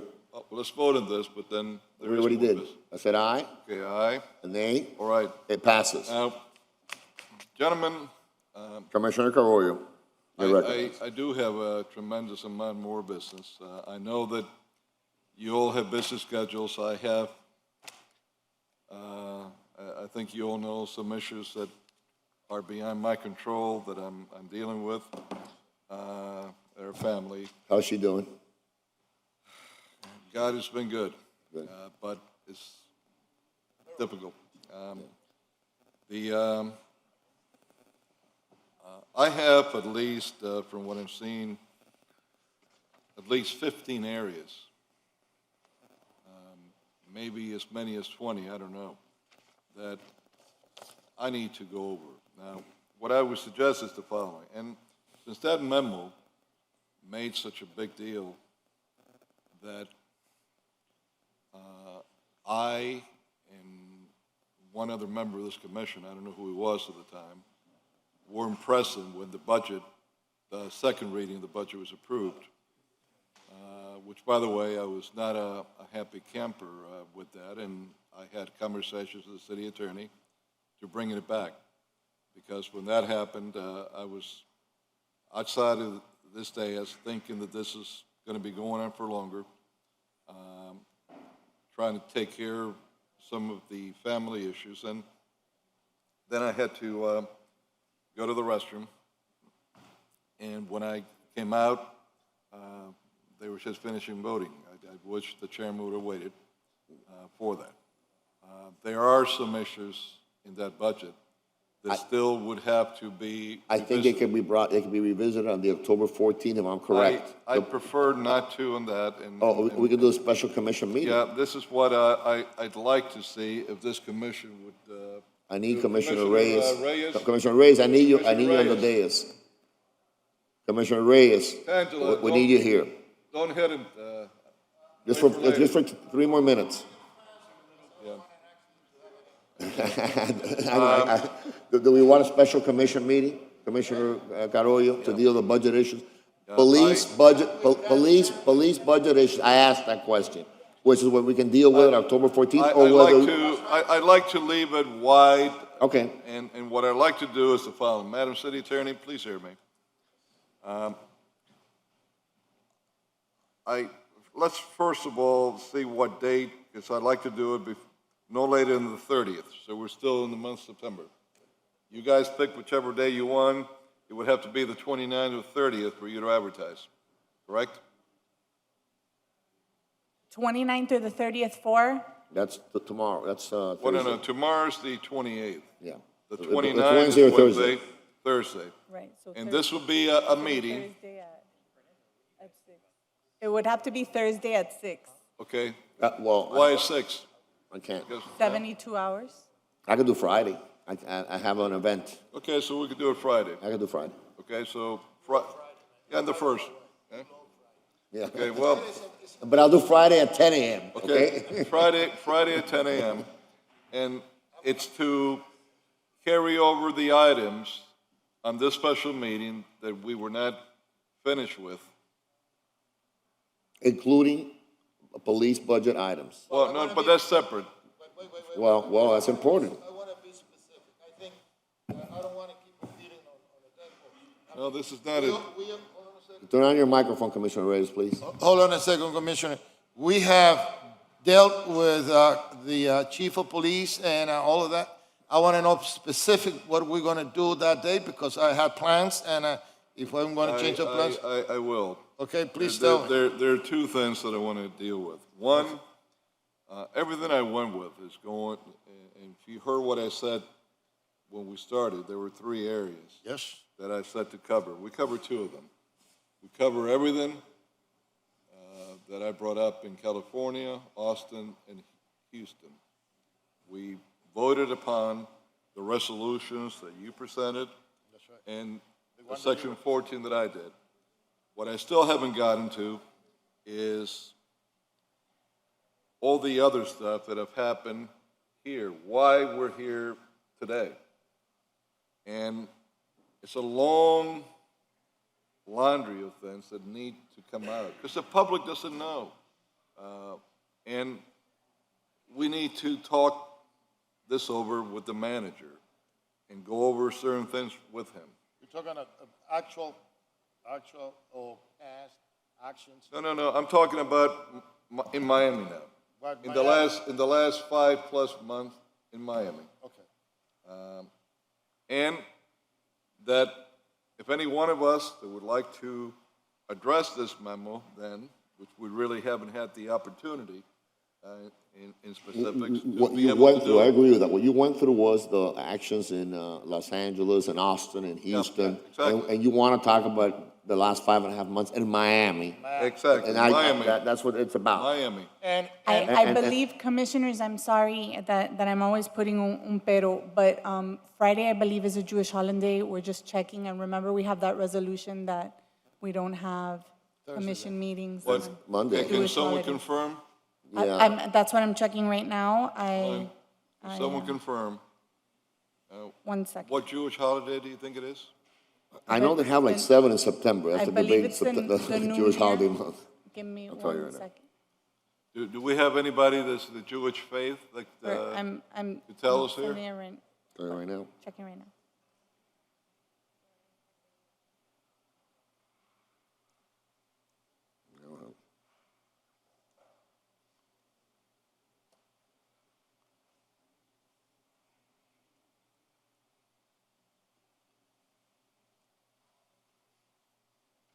It's Rosh Hashanah. It's Thursday or Friday? I'm checking. I am not. Wait, give me 2 more seconds. Can someone from my office? I just had a member of the faith as a friend of mine tell me that it is not. You're good to go for Friday, you just told me. So, Rosh Hashanah passed. Rosh Hashanah passed, I believe. yeah, I already passed. Yeah, you're good to go for Friday. Trust me. It came from above. Okay. We're good So to go. We're good to go. So here, At 10. yeah, but let me, Madam City Attorney, can you tell me when you 2 are done so we could try to finish this? Okay. What we want to do is to carry on this meeting into Friday so we could cover the areas that we didn't finish in this meeting. Then I believe, okay, so then you will be recessing this meeting. But are you also having a special meeting to talk about the budget, or are you just Yeah, going to well, have no. an amendment based on your Well, discussions? No. We're carrying on this meeting. Okay. It's a recess, is what it is. It's a recess. Okay. But we're also adding because the language here was not clear that I'm seeing now. Right, we Any can't other- add. any So we other- recess this one, and then we also have a special meeting concurrent with this meeting Okay? to Then- address the other And then when that meeting is items. finished, we will have another special meeting, back to back on it, that will cover the following, unless you tell me that could be covered here. Because here it says discussion of police and, adoption of any permanent resolutions. No, it says chief of police and adoption of any permanent resolutions. if, based on that, can we discuss any other police matters that might or might not include the chief? I don't know. So for special meetings, we just have to be specific what you want the other special meeting to be about. Okay. So, and since there are 3 of you here, we could just say what it's going to be about and you can address it. Okay. You have clear flexibility on what you want to do for the other special only other meeting. thing is that besides what we have here now, chief of police,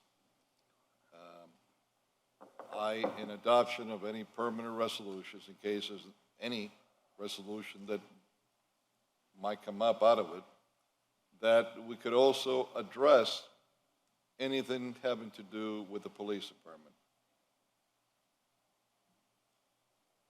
So I would assume that the special meeting is any and all things having to do with the police department and possible amendment of the police department budget. Well, on the budget, you tell me, the manager should weigh in on this, what would you prefer?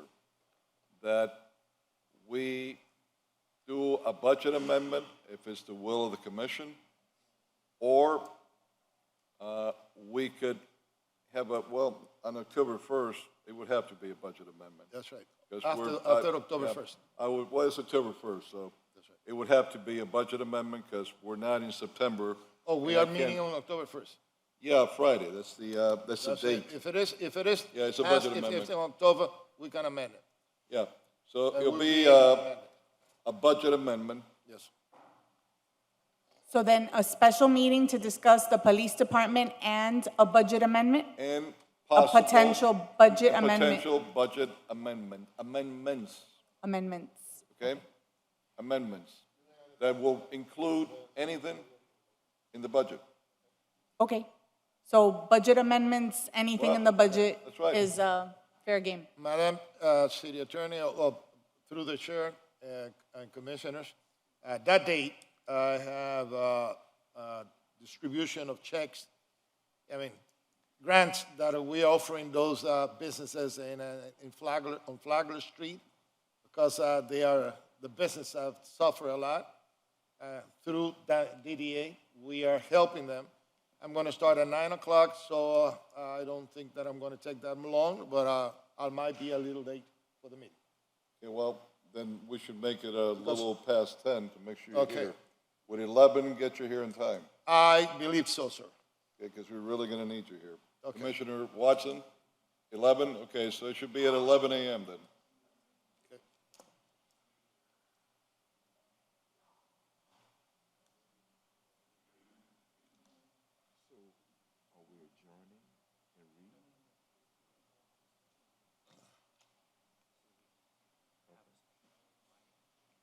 Okay. Everything is decided. Commissioners? I'm going to go to. There's an unsafe structures meeting that day with. what? An unsafe structures meeting, and we have using the 75 chambers. cases scheduled for that meeting on Friday. Well, that's no problem. We could hold the meeting somewhere else. We have plenty of facilities. I would offer that we hold it Manuel Artime, if you would like. Or we could hold it at Jose Marti in the gym. You decide. Okay, video? It's the video issue. Find out. I need to figure out logistically where we go, but it will be here, clearly. But what time is that unsafe structure meeting? It usually starts at 9 a.m., but they run till like 1. Until 1. Well, can someone get a hold of Commissioner Diaz de Portilla? Because if it runs into 1, we should be fine then. And this way, everybody's here. Can you, okay. And you got to be careful when you go to the bathroom. They start voting and,